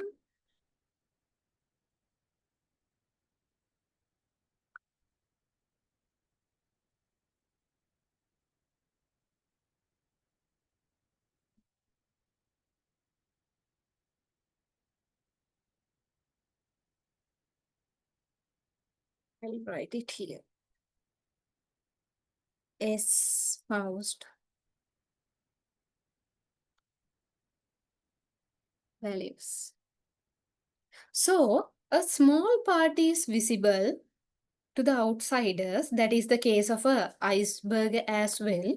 And the major part, the most heavy, significant part is under the water, which cannot be seen by others. So, this is the story of organizational culture and its three layers as well. So, these artifacts, it is the most visible part of an organizational culture. So examples are the uniform, logo, physical environment, your what else? The way you talk to each other, the way you address each other, whether you call Sir, Madam, Mr., Miss, or just you call each and everyone by their first name. The things that external parties can see, that is artifacts. So these artifacts are fueled through espoused values. That means based on the values of your company, your artifacts are developed. For an example, Keel Supermarket's logo and the physical environment. Recently, not very recently, but in the recent time, they changed their factory outlets, the way they arrange the supermarket, the internal physical environment, and they introduced kind of a green color theme, and their letter K, their logo, their symbol, letter K, the upper part of the letter K is represented through a leaf. Right? Through that, they are trying to showcase their dedication towards the sustainability, green practices, and the natural environment. So, their espoused value of protecting the natural environment is represented through their artifacts, which their physical environment, logo, and so on. Maybe their mission statement that we can see when the mission statement is printed and fixed, we can see, right? Those are also artifacts of the culture. Then, going into a much broader level, these espoused values are fueled through the underlying assumptions. Mainly, these underlying assumptions are created by the owners. When they establish the company, I told you that their value system, their principles are injected, pumped to the organization. So they are very deep level assumptions, values, beliefs regarding the society, regarding human being, regarding the life. They bring them to the organization, and based on those assumptions, the values of the company is developed, and based on the espoused values, artifacts are there. I'll tell you a classic example. Think about this Maliban Mudalali's story, Mr. Hinya Puhan. So he said that if I produce a biscuit, it should be quality enough so that I can give the same biscuit to my own kids and also to the kids of my nation. Now, what is his underlying assumption? What is his deeper idea, deeper value?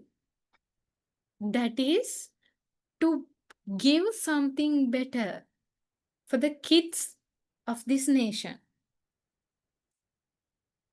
Equal betterment, equal treatment, and each and every kid in this nation should be treated equally, and all those kids deserve to consume something in high quality. That was his very basic idea, which lied in deep down in his heart or mind. That is basic assumption. Then how it is converted to the espoused value at Maliban. Their value system is developed so that high quality standards are followed. So the company value is espoused value is what? Inspired through the underlying assumption. we should dedicate towards the high quality. Each and every product of our company should be in high quality. Then how it is reflected through the artifacts? How their factory flow is designed, how their quality inspections are going on, what quality standards are printed on their packaging, whether the employees are following the safety measures and hygiene practices. Those visible parts becomes the artifacts in the company culture. And those artifacts are designed and developed by keeping the espoused values. Those espoused values are developed through the basic assumptions. Okay? Another example. Let's say in your company, everybody is calling each other by their name. Right? Just by the name. Even for your boss, CEO, you are calling just by name. That is part of that is an artifact of your organizational culture. Then what may be the espoused value? Espoused value may be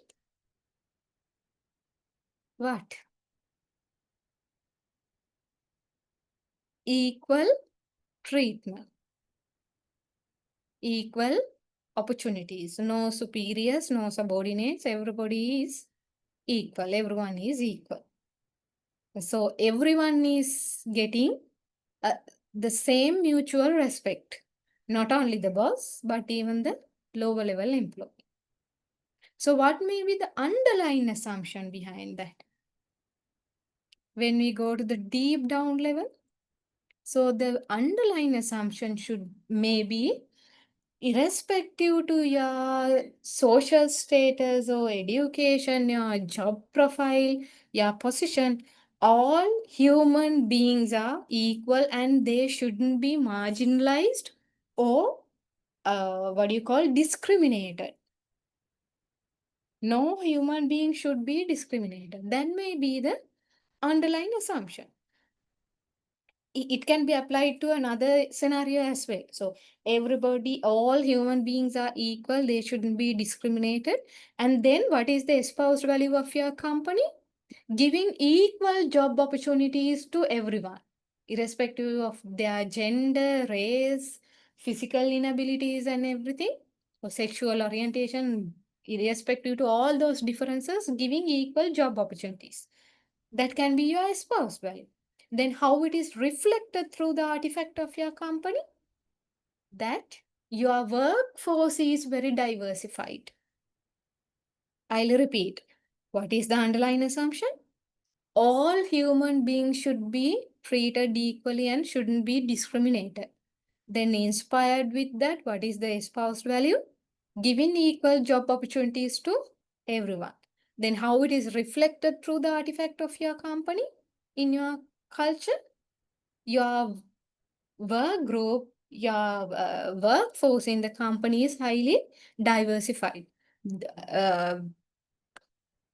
Irrespective of their gender, that means you are having both male, female, whether they are gay or lesbian or homosexual or whatever it is, you just don't care. You're just giving them the job opportunity and they work with others freely, friendly. You are not marginalizing or discriminating them. And you are giving opportunities in your company. You are having differently able people as well. You have developed different special workplaces for those differently able people.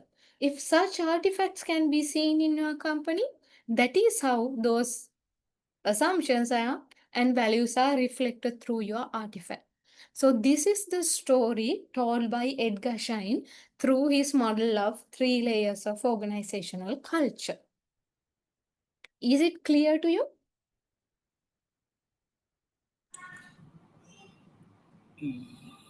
Yes, and it's a very broad area. Yeah.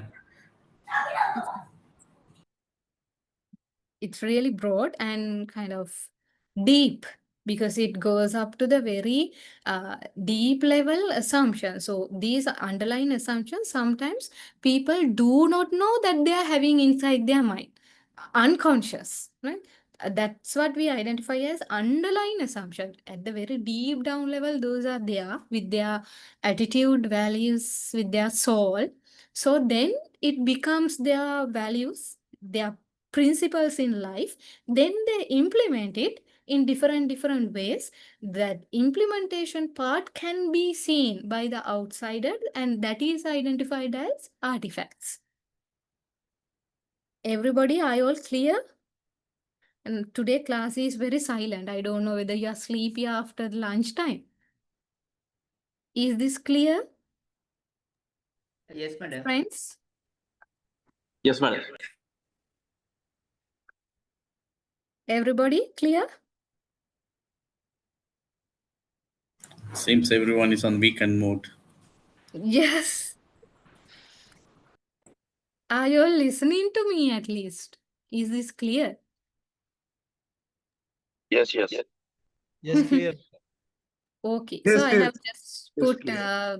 pictures as examples how different organizational cultures are reflected through artifacts, right? Think about a nightclub, think about Pizza Hut, think about Shangri-La, think about Kandalama, think about what is this? Nuga Gama. What's that? That cafe? Just now I forgot it. Okay. So can you see uh, the values that they are trying to deliver? It's differently reflected through the artifacts, the dress code of the employees, right? It's really different. In physical environment, the way you welcome your customers, it's different. So all the behind the scene factor of all these difference can be the organizational culture. So this organizational culture contributes to your CSR and ethical practices as well. It's simple, right? So you, through your basic assumptions, espoused values, you can contribute to the CSR activities and ethics. So think about the Ratan Tata. So Tata initiatives are implemented through the vision of Ratan Tata. So with his basic underlying assumptions and espoused values, Tata CSR projects can be seen as artifacts. Can you understand now? Therefore, company culture is a driving force for the CSR and ethical practices of a company as well. How you engage with people, how you treat them, how you communicate, how the leadership is working, how the people are appreciated, rules, regulations, standards, organizational culture, organizational structure.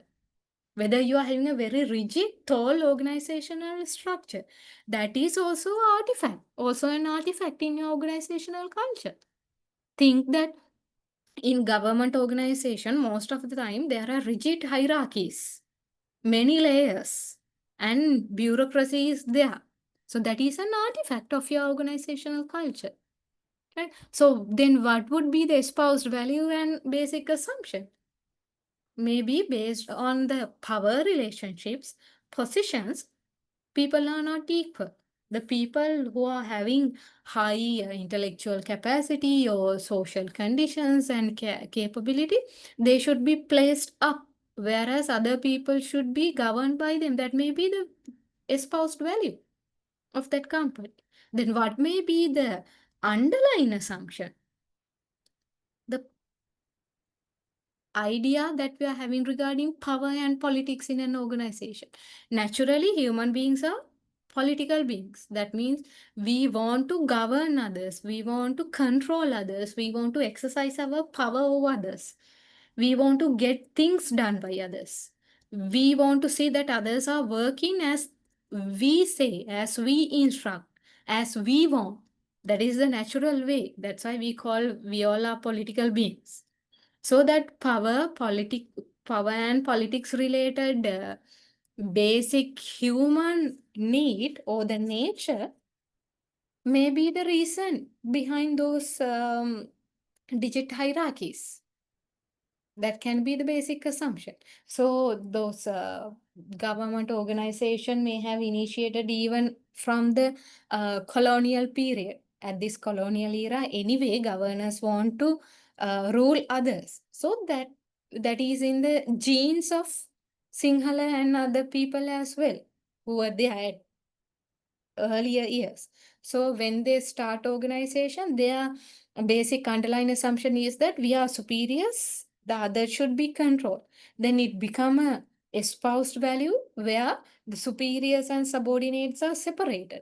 Then it is reflected through artifacts where bosses are having good facilities, huge rooms, very good working conditions, and they should be called as sir or boss, like that, whereas it's not the case for other employees. So it is reflected through artifacts. Now you can see how culture is implemented and how it is linked with other social responsibility and ethics as well. So the first part of the lecture is over with all these discussions. So far we discussed about the business environment, then we moved to CSR and ethics, then we moved to organizational culture part. We linked all three concepts together and discussed. Do you have any examples to be shared regarding organizational culture? Please. And Shahini is also saying that let's keep the class be interactive. Yes, please. Can you talk? Can you share your experience regarding organizational culture, please? Your own interpretations and experiences?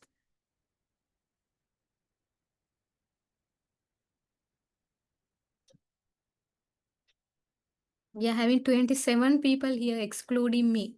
So can you share at least one or two story?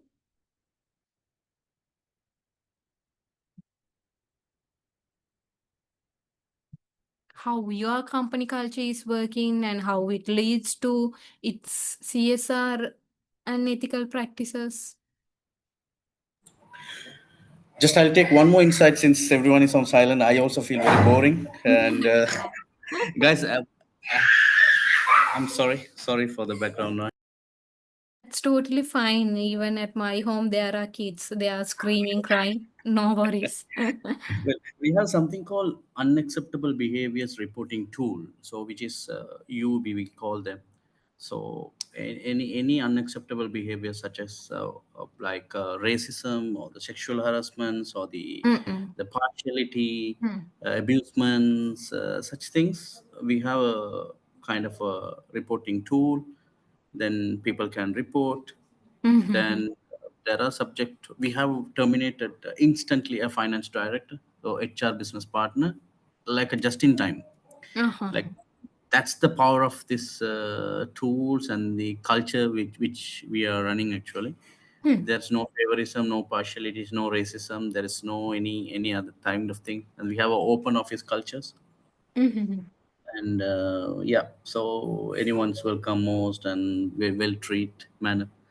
Maybe some of you guys have the same organizational structures in your Hmm. environment also. Just give us something which we can also follow. Yes. Anybody having any contribution, any idea? Hello. Yes, Asanka. Yeah. So, madam, just to share my experience.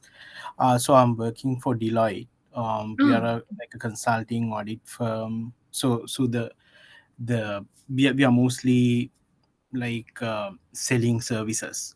So Hmm. in our organization, within the network, so since it's an international part of an international brand, Hmm. so we do have what do you call the zero emission and all these policies. But in addition to that, we have the gender equality, where we have we look at certain KPIs to see whether we have a balanced mix of the gender. Also, for LGBT community, we do have policies where, as you said, we welcome them even for the differently able people as well.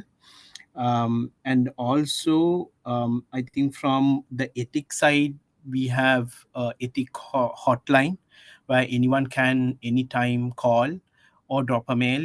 It will go to the highest level in the network. I think it's beyond Sri Lanka. It will go, and then they will take things very seriously.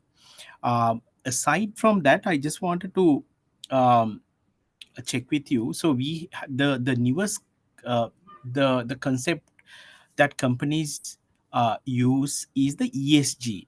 That is the environment, sustainability, and governance. That's the term they use, and then there are frameworks around it. In Europe, and I think in the state side, it's much more developed in terms of how to report, what to report, what to be captured in their annual reports. But in Sri Lanka, I think the chartered accountants, CA Sri Lanka has just started bringing certain parameters into this. And then also for the public companies, publicly listed companies, the Security and Exchange Commission also trying to push some of these requirements into the reporting side as well. So when you say the CSR, I think I just wanted to clarify, um, is that comes under the broad this concept of ESG now, because that's the word we use when we do the consultancies. We help private companies to develop their own frameworks to monitor some of these aspects. So just wanted to share that view as well from my kind of within the work that we do. Thank you. Right, right. Thank you. Thank you very much, Asanka, for your insightful experience sharing. We really value it. And I think we can learn many things from your practical experience and from each other. Anybody else who would like to share experience? Thereafter, we'll take a small break. You can have tea or something and come back. Otherwise, it will be hard to discuss the last part with this mood. So finally, anybody else who would like to share any experience?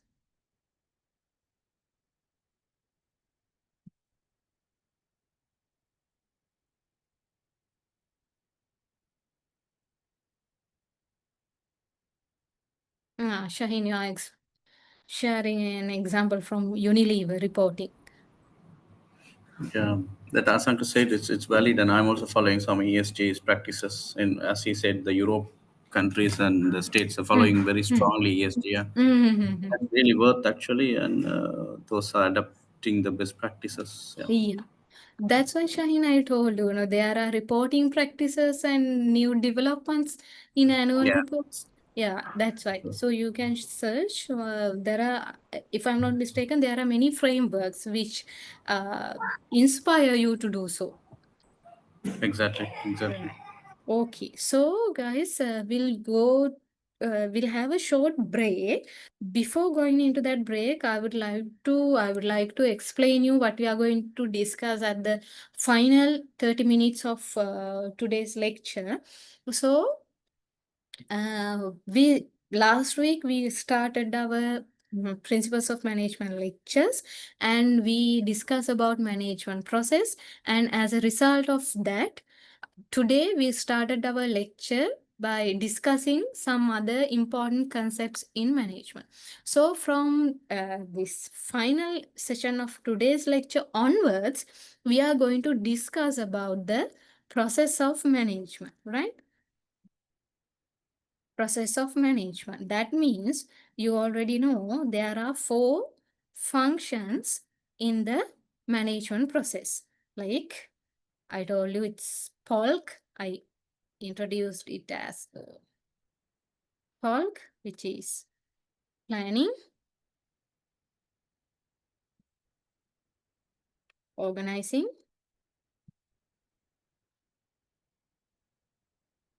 leading, and controlling. And all these are linked with each other. All these are linked to each other. So today we'll start the discussion from planning. So during the next 30 minutes, final 30 minutes of the lecture, we'll discuss about this planning. Regarding this planning, we'll just discuss what it is, layers, process of planning, and where decision making comes to play, and different types of plans. Under that, programmed plans versus non-programmed plans, and single-use plans versus standing plan. And finally, we will discuss criticism of planning with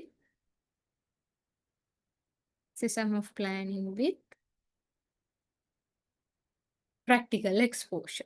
So these concepts are small concepts, so we can quickly discuss and finish. So before that, shall we have a break until 4:30? You can go have a tea and refresh and come. Yeah, that's good. Yeah. Thank you. Thank you. Madhushika is asking, can we consider Asvasuma as a CSR? So I think Asvasuma is not a CSR. So this is initiated by the government, right? This is a social security program.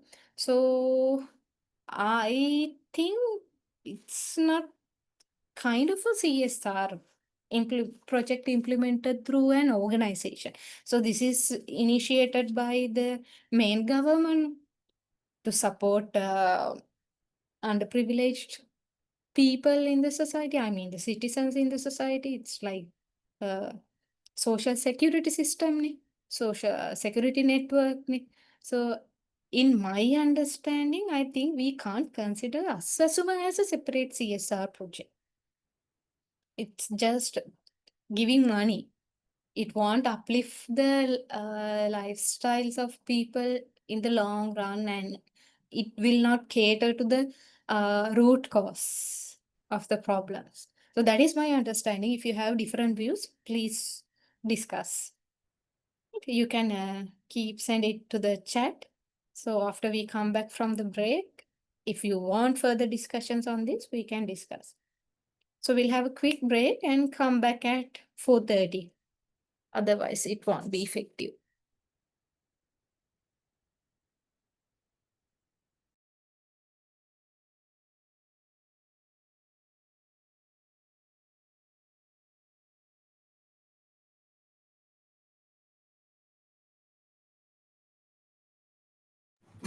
Please, Anji.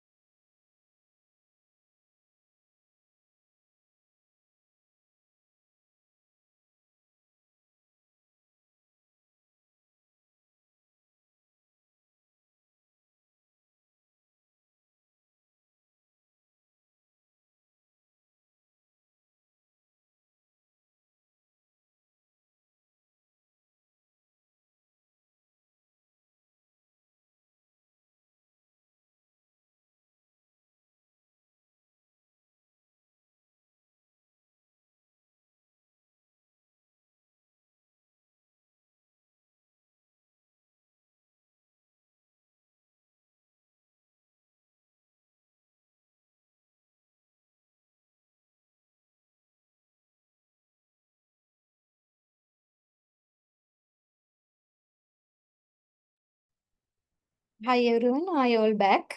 Are you there? Yes, madam. I'm here. Okay, others, are you all here?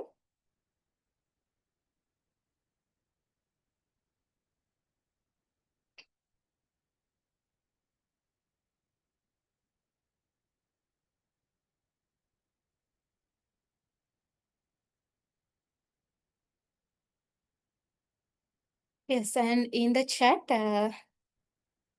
Gayan and Ahmed, you also have, thank you others for responding, have sent messages. Yes, Gayan has shared many CSR activities, especially with regards to this ecological environment, right? Natural environment. Many CSR activities has been shared by Gayan. Thank you very much. And also, Hemant is pointing out some examples from internal company perspectives how this health and safety. But Ahmed, I think when it comes to health and safety, it is kind of a legal complication as well, legal requirement as well. Anyway, if there are hazardous situations, you should ensure the health and safety of workers. I think it cannot be merely considered as CSR because it's a basic requirement. On one hand, it's a legal requirement, on the other hand, it's a basic need, basic requirement at a workplace. But CSR means you are going something beyond from your normal day-to-day operations and related requirements. You are going a step beyond. So if this company is doing something else for the well-being of employees, maybe socially, mentally, physically, or spiritually, if they are doing something additional for their well-being and betterment, it can be considered as CSR, where this health and safety, in my belief, they are they cannot be considered as those CSR projects. They are part and parcel of their day-to-day operations. That is my idea. Okay. This quarterly sports programs for workers, employees, and annual gatherings. It can be considered as a CSR because having recreational activities is not a mandatory thing in the organization. So, developing or implementing recreational activities to uplift their physical well-being, social networking, mental health, those things are CSR. Those mandatory day-to-day rules, regulations, and processes, we cannot consider them as CSR per se. Okay, I believe I answer your question. Thank you very much for those questions and examples shared. Right. So with that, we'll we'll start our discussion regarding planning, and I'm going to quickly complete it. So first of all, what is this planning? Last week also, when these functions were introduced, I told you planning has two aspects, right? Planning discusses about two things. Planning means deciding what to do and oops.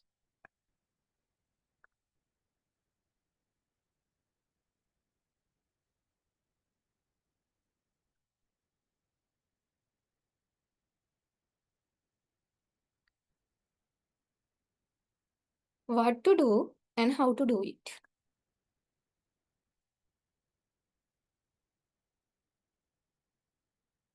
Right? So when the vision of the organization is there, when the strategic goals, objectives, that means the common goal and objective of the organization is designed with the aim of achieving the vision of the organization, then you should decide what to do in order to achieve those strategic goals, objectives, and thereby the vision. Then how to do those things? What kind of steps, processes, activities should be followed? How to do? How to allocate resources? How to coordinate? Likewise, how to measure the performance. Likewise, planning has two aspects: what to do and how to reach that. Then last week also I told you there are 3 layers of management, and those 3 layers of management develop 3 types of plans. Therefore, in the planning, 3 layers are also there. The top managers are developing strategic plans. Yeah, I'm sorry. Middle level managers are developing what? Tactical. Or they are departmental level plans. Then other lower level managers are developing operational plans. Why all these plans are developed? Because all these plans are developed in order to reach Mission or vision of the company. yes, exactly. Vision or mission of the organization. Vision or mission වලට කලින් අපිට තව step එකක් we can add strategic or the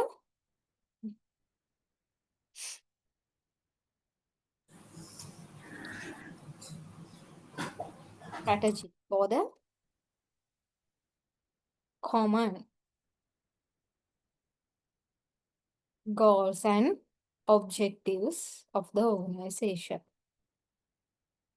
So all these strategic goals, objectives of the organization are there in order to reach the colorful dream of the company, which is the vision of the company. So being the pioneer in the South Asian region in that particular industry, or being the pioneering institute in Sri Lanka in that particular industry, that kind of a long-term colorful dream of the organization is there, that is vision. In order to reach that, we have very strategic long-term common goals and objectives. And so we should have this much of market share by this period. We should acquire this company by that period.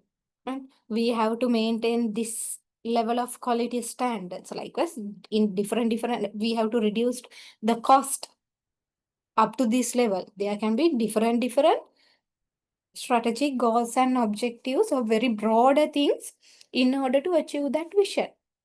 And so, to facilitate these strategic goals, objectives, and thereby the vision, top managers are preparing long-term plans.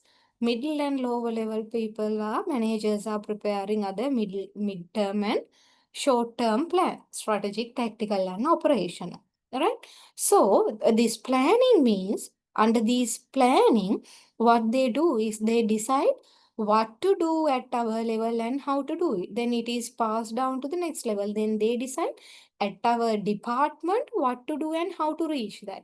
Then the lower level managers decide in our day-to-day operations, then what we need to do and how to do. So in that process, in this planning process, another very important key activity is involved, that is decision making. In this planning process, decision making is really important. Why? What do you mean by planning? What to do and how to do? So there you have many choices. What to do? This so, that or A or B or C or D, what to do? And to reach that, there can be different options. So at planning, what you do is you decide what activities, what processes to be done, and using which strategies we can achieve those activities or goals. So there always you have to make a decision, because there are many options available for you. So out of those options, you have to measure their pros and cons, benefits, advantages, disadvantages, benefit and cost, pros and cons. Likewise, you have to evaluate all the available alternatives when you are making a plan. Then, after evaluating each and every option, you select one option which you consider as the best option. Then that is what you are going to implement. For that, you are making plans. For an example, let's say now the company wants to expand its business operation from Sri Lanka to South Asian region, right? For that, now top managers are developing strategic plans in order to open new branches or new companies in other countries. Right? Then now you have to start your planning, strategic planning. For that, you have to consider different countries. The feasibility analysis. Now you have few options, few countries. Their feasibility analysis, the compatibility, the competitiveness, ease of starting, resource availability. Many factors should be considered to evaluate those available options, alternatives for you. Then you decide, after considering all those aspects, after considering all those factors, you evaluate the options, you evaluate the alternatives, and you decide, okay, as the first step, we are going to move our business, we are going to expand our business operations to India by at the third quarter of 2026. Now the top manager strategic plan is developed for that option, right? Therefore, all understand that when a plans are made, always decision making is involved. You have different options, you evaluate them and select the best option. That is where you are making a decision. That is the decision point. Which option to be selected, that is your decision. Once the decision is made, that means once the best option is selected, thereafter you develop the plans, right? Again, let's say another example. Your vision or your strategic objective of your life is to become some professional or some iconic body of your respective industry. Let's say a person who is going through this beauty culture or salon related training or course or into that field, he or she may have a strategic objective or a vision in life to be the best beautician in Sri Lanka or in the region, no, opening up the biggest salon chain in Sri Lanka or South Asia or something like that.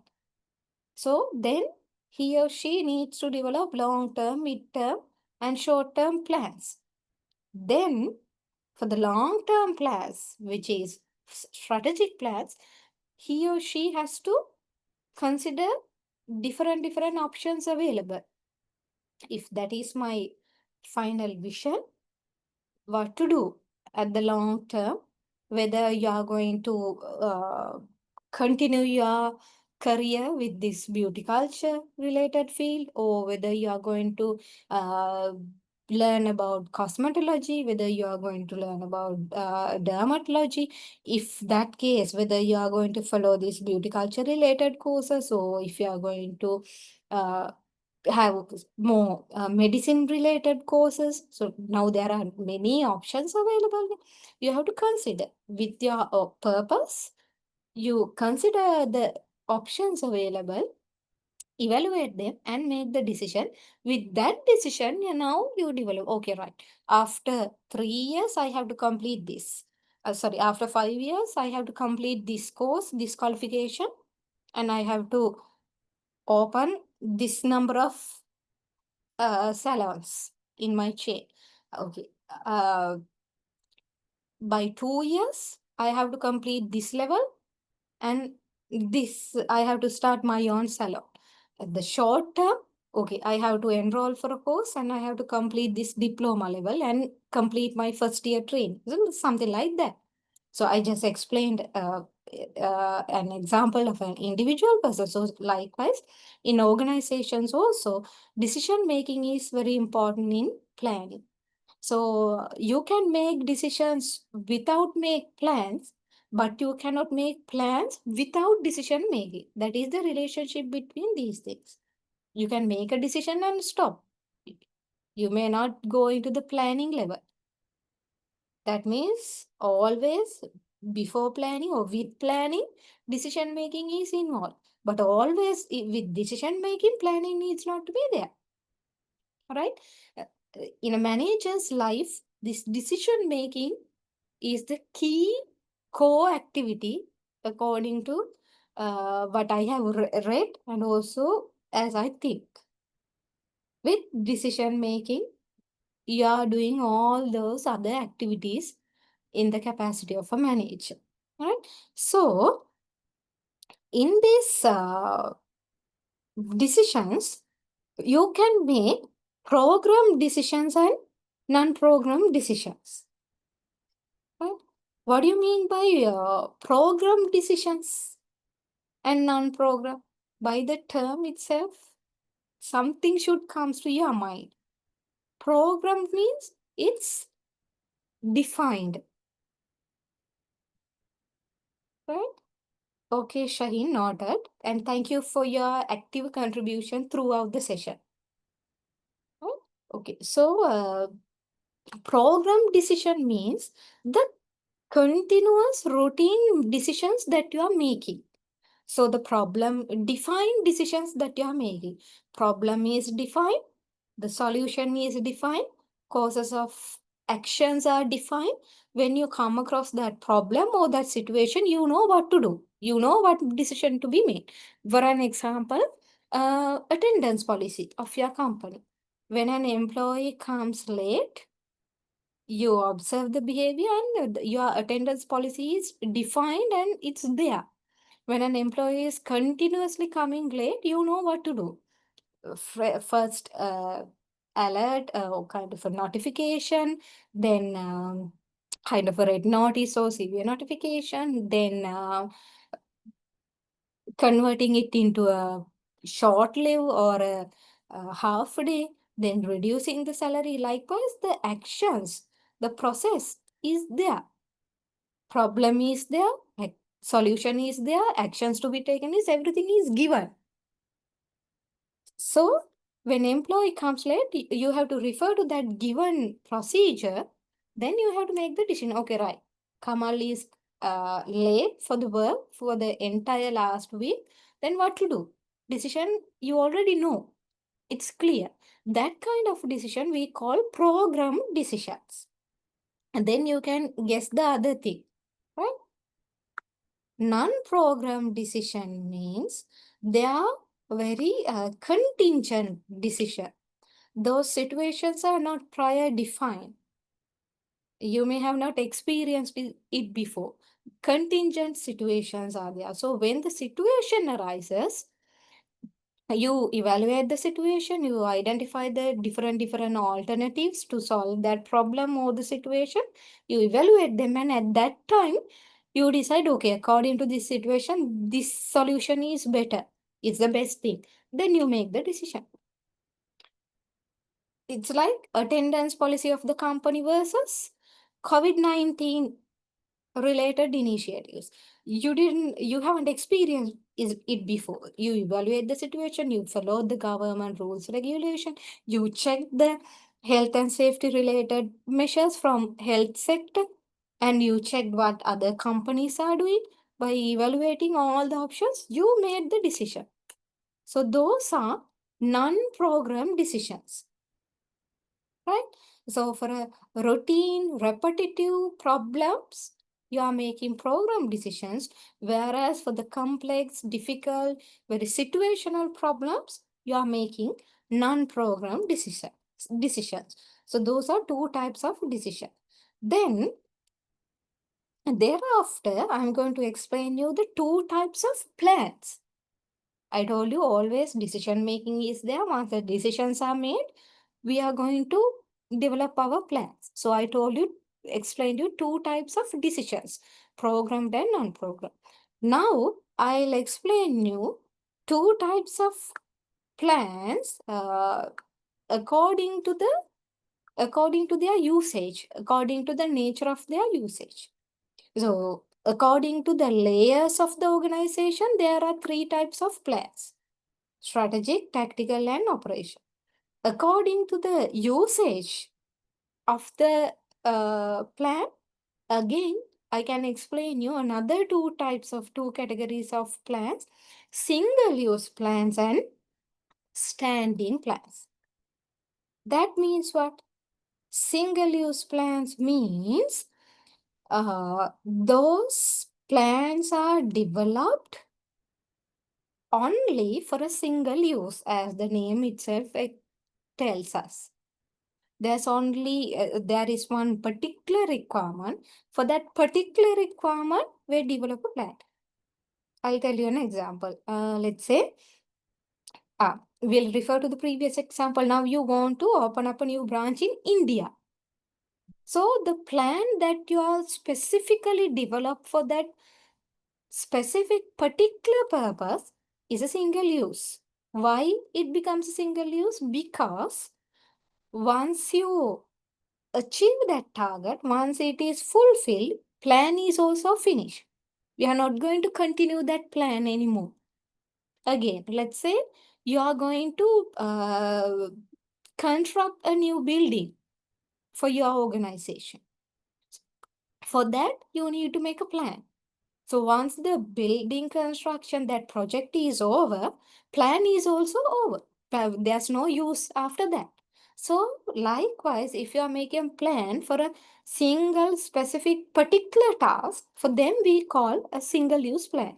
Again, if you are going to organize an event in your company, let's say you are going to organize an award ceremony for your employees.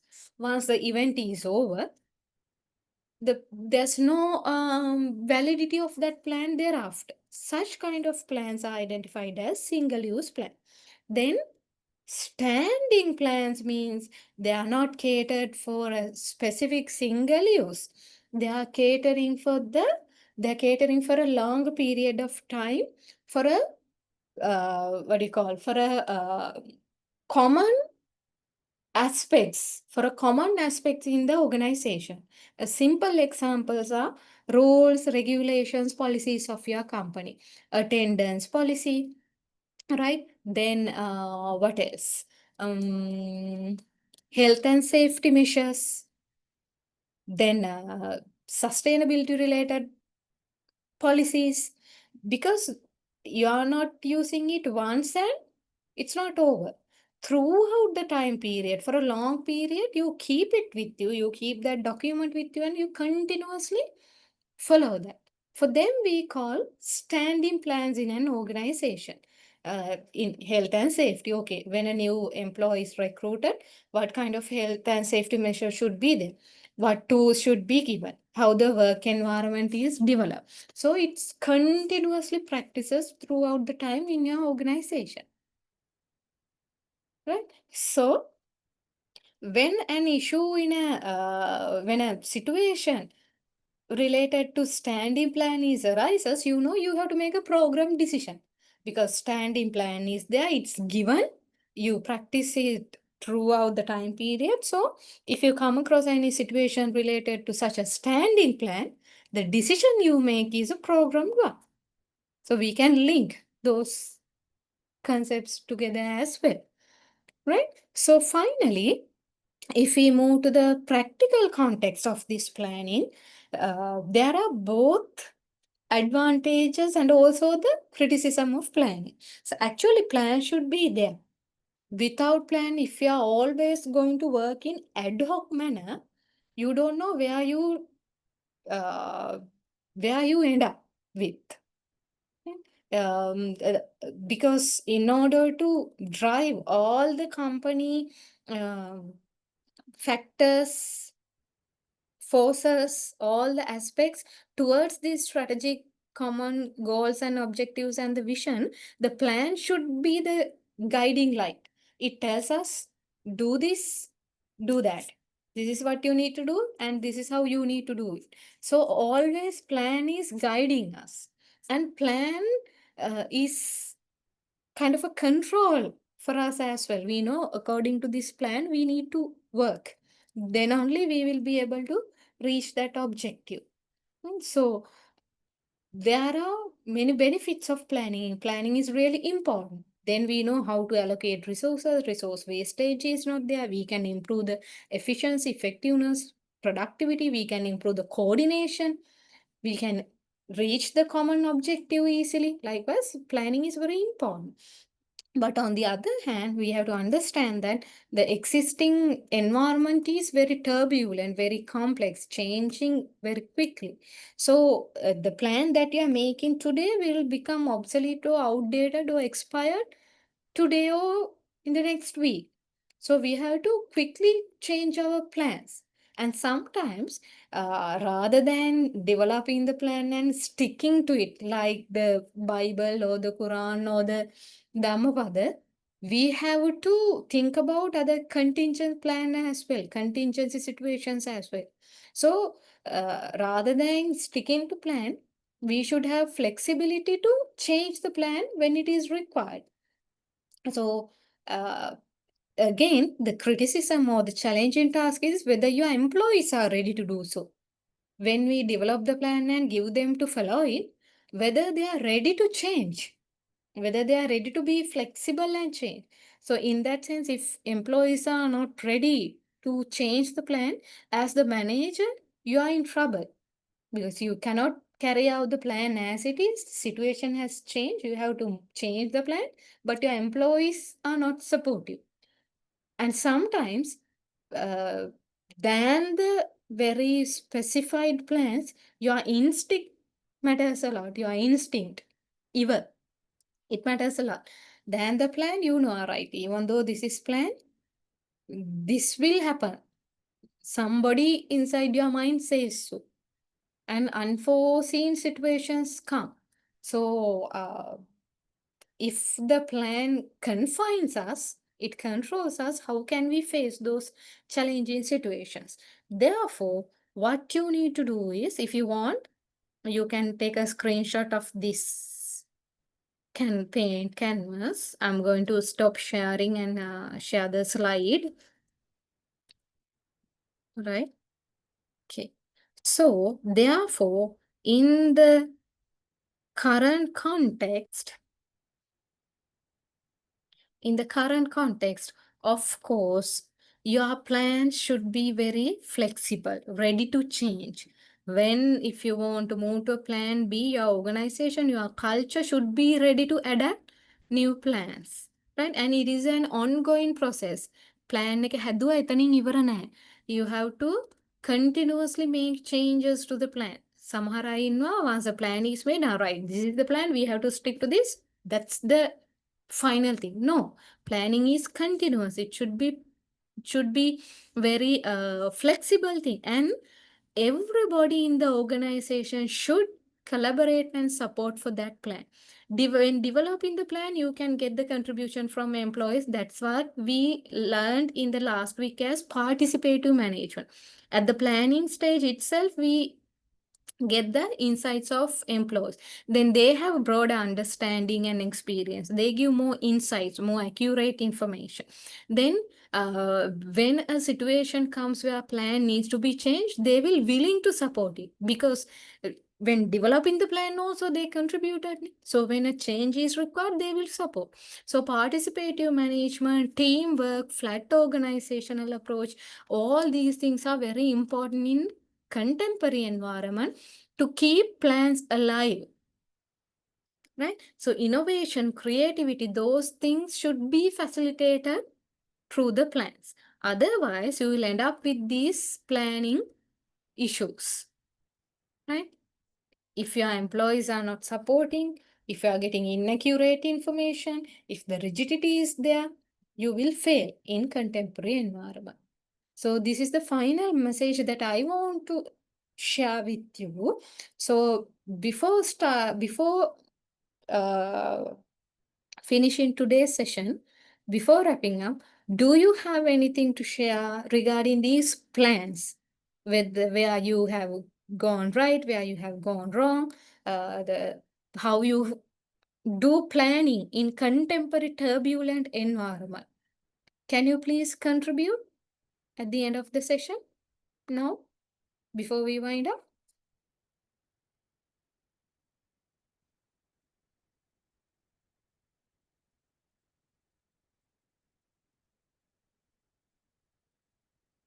Yes, can you please contribute to the forum regarding your experience in planning?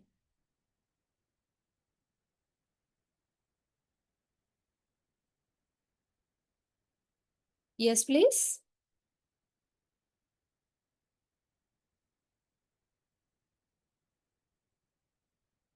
Then we can quickly wind up the classroom. Come on, friends.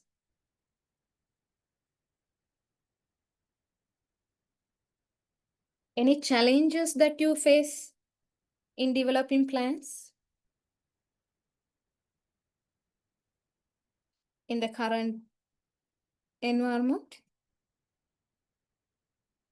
in your organizations? Hi, madam. I'm working in Saudi Arabia, Mm-hmm. banking and finance industry. Now Saudi government already they have announced it, and they are making all the employment Saudi citizens. So 100% Saudis will be working on in the banking and finance sector. Mm-hmm. Oh, that is also for us to challenge in future. Maybe other expertise will lose the opportunity. Mm-hmm. This is also the challenge, I think. Is that right? Is it a challenge in planning? Does Yeah. it become a challenge for you when you're planning your company goals, objectives, and activities? So I thought, okay. So we also planning for that to move somewhere else, right? Sorry? We are also planning that to next what? Isn't Next, it? Because we are also planning to move some other uh-huh. area, right? Right. Is it- That okay. Are you planning to have an alternative for that? Yes, an alternative for that, yes. Right. Okay. So in that sense, it would be challenging for you because your existing system is quite rigid, right? Quite Yes. strict. So if you Yeah. are trying to move to another alternative, so it would be a real challenge for you, given your company culture and everything, right? I'm linking the concepts together, your culture and everything. So Hmm. planning itself will be challenging for you. If that is the case, I think, Hassan, it's better for you to have this flexible and especially the participative approach, I think, because Hmm. otherwise, if those people will feel what do you call unfair or discriminated, likewise, your plan will fail. Otherwise, it's better if you can go for a participative management, participative approach, and develop a flexible plan. Am I right? Yes, yes. That should be. Yes. Thank you very much, Hassan. Yes, Dinesh. Madam, I just want to add what Hassan said. Same thing. I'm currently working Oman, and we have that Omanization plan. I mean, government took some action to do that Omanization every organization. Same thing. Some organization they did 100% Omanis. I mean, replace the expat. So at that time, some area they have fail. For example, some especially technical circumstances, they cannot solve these issues because they don't have that experience.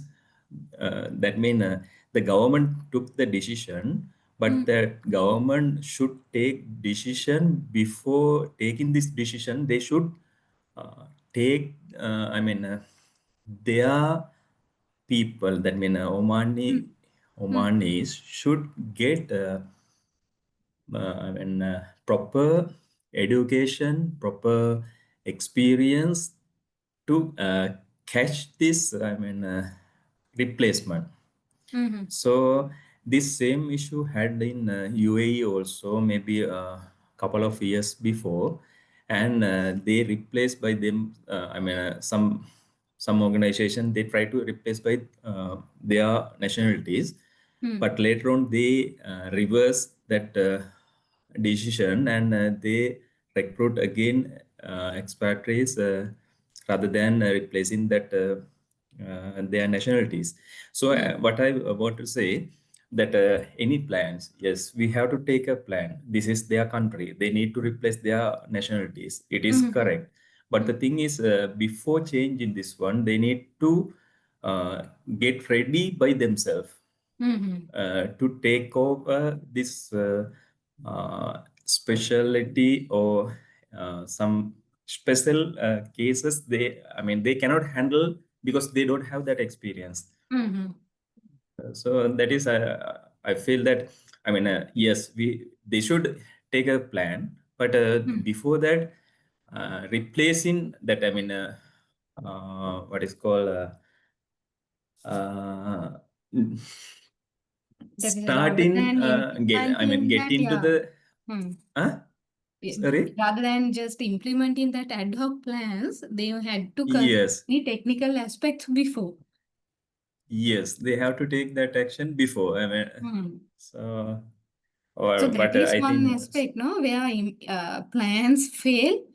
That means information matters the most. Information is what gives you the right direction to make a correct decision and then develop the correct plan and implement it. So if the information is inaccurate, if there is uncertainty and inaccurate information and technically wrong aspects that you consider in your decision and plan, of course it fails, no, Dinesh? yeah, they had near, that UAE is next to that Oman, so they have that experience, that previous, they have some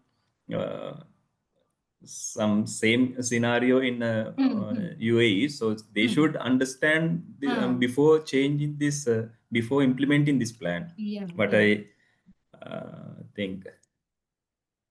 That's true. That's true. So, learning from others, learning from past experience, those are very important in implementing a plan as well. Thank you very much for bringing that practical aspect to our discussion, Dinesh. Thank you, madam. Thank you so much. Finally, anybody else who would like to contribute? Another Means, one? Yes, yeah. yeah, this is short. Actually, means the company has the corporate plan, right, to achieve the goal. But when we work, I'm working as a branch manager, so we have the very different common plans. So actually, the contingency approach that we are using on when we work in the branch level, because we cannot follow that the company overall plan. But the head office and the top management, they are deciding the plan to achieve their goals. But branch wise, we are mainly using the contingency approach because the problem is arising during that time. So when we contact with the customers, only problems arising. So we are time to time using that's a contingency approach when we work in branch wise. Right. So you are more towards contingency planning. Yes, yes. When the situation arises, according to the situation, you choose the alternative, the option, and you make the decision, and accordingly you plan and implement. Yes. Okay. Any example, any actual situation that you faced like that?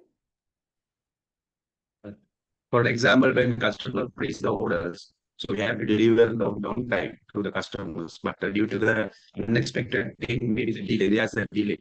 So because customers already arranged all the item, all the things to lay the ties, I'm working by service most of the time. So during that time, however, I want to balance the customers as well as our social, our responsibility to relationship with them. So that's a very crucial thing that during that time I'm facing those things, and however we are doing, we are taking as a participation. Just mentioned the the decisions like that. So Yeah. So actually, that's the beauty of contingency planning as well. When the situation arises, you should be very strategic, creative, and innovative as well. Right? yes, yes. By thinking in a different way, by thinking strategically and innovatively, you have to quickly pick up the correct solution and implement. Right? Based on that our past experience, you already prepared some of the ideas and the decisions, problem solving things. So also we are using based on our past experience. Right. Yeah, that's nice. So now even I can see and you can see how these concepts are practically happening in the environment, how your colleagues are experiencing it, how in different countries, in different industries, different companies, these things are practiced in different manner, right? So at the very beginning of the lecture, last week course, I told you I'm here to just explain you the concept, and you're there to tell me and share with us the practical experience and practical implications of these concepts. So with that, so far we have completed up to the planning function of management. Then thereafter we have organizing, leading, and controlling. Next week and the final week. So it's like today it's being a bit boring. I don't know why. Maybe after weekend mode or lunchtime, after lunchtime or anyway. But however, you contributed to the session, and I believe the next day also, please do talk. And if you have your own articles and videos to be shared, please do share so that I can show it to the others as well, and try to have a more interactive and more experience sharing and knowledge sharing session. So, dear friends, with that, since we have already passed the time as well, and I think you have another lecture at 6. Am I right? Yes. Right, okay. So we'll wind up the classroom for today. Can I get to know that are you clear with the things that we discussed today? Are you satisfied with the discussion? Are you okay, or any other comment?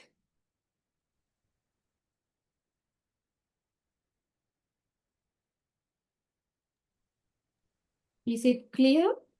Are you all Yes, okay? it is. Yes, madam.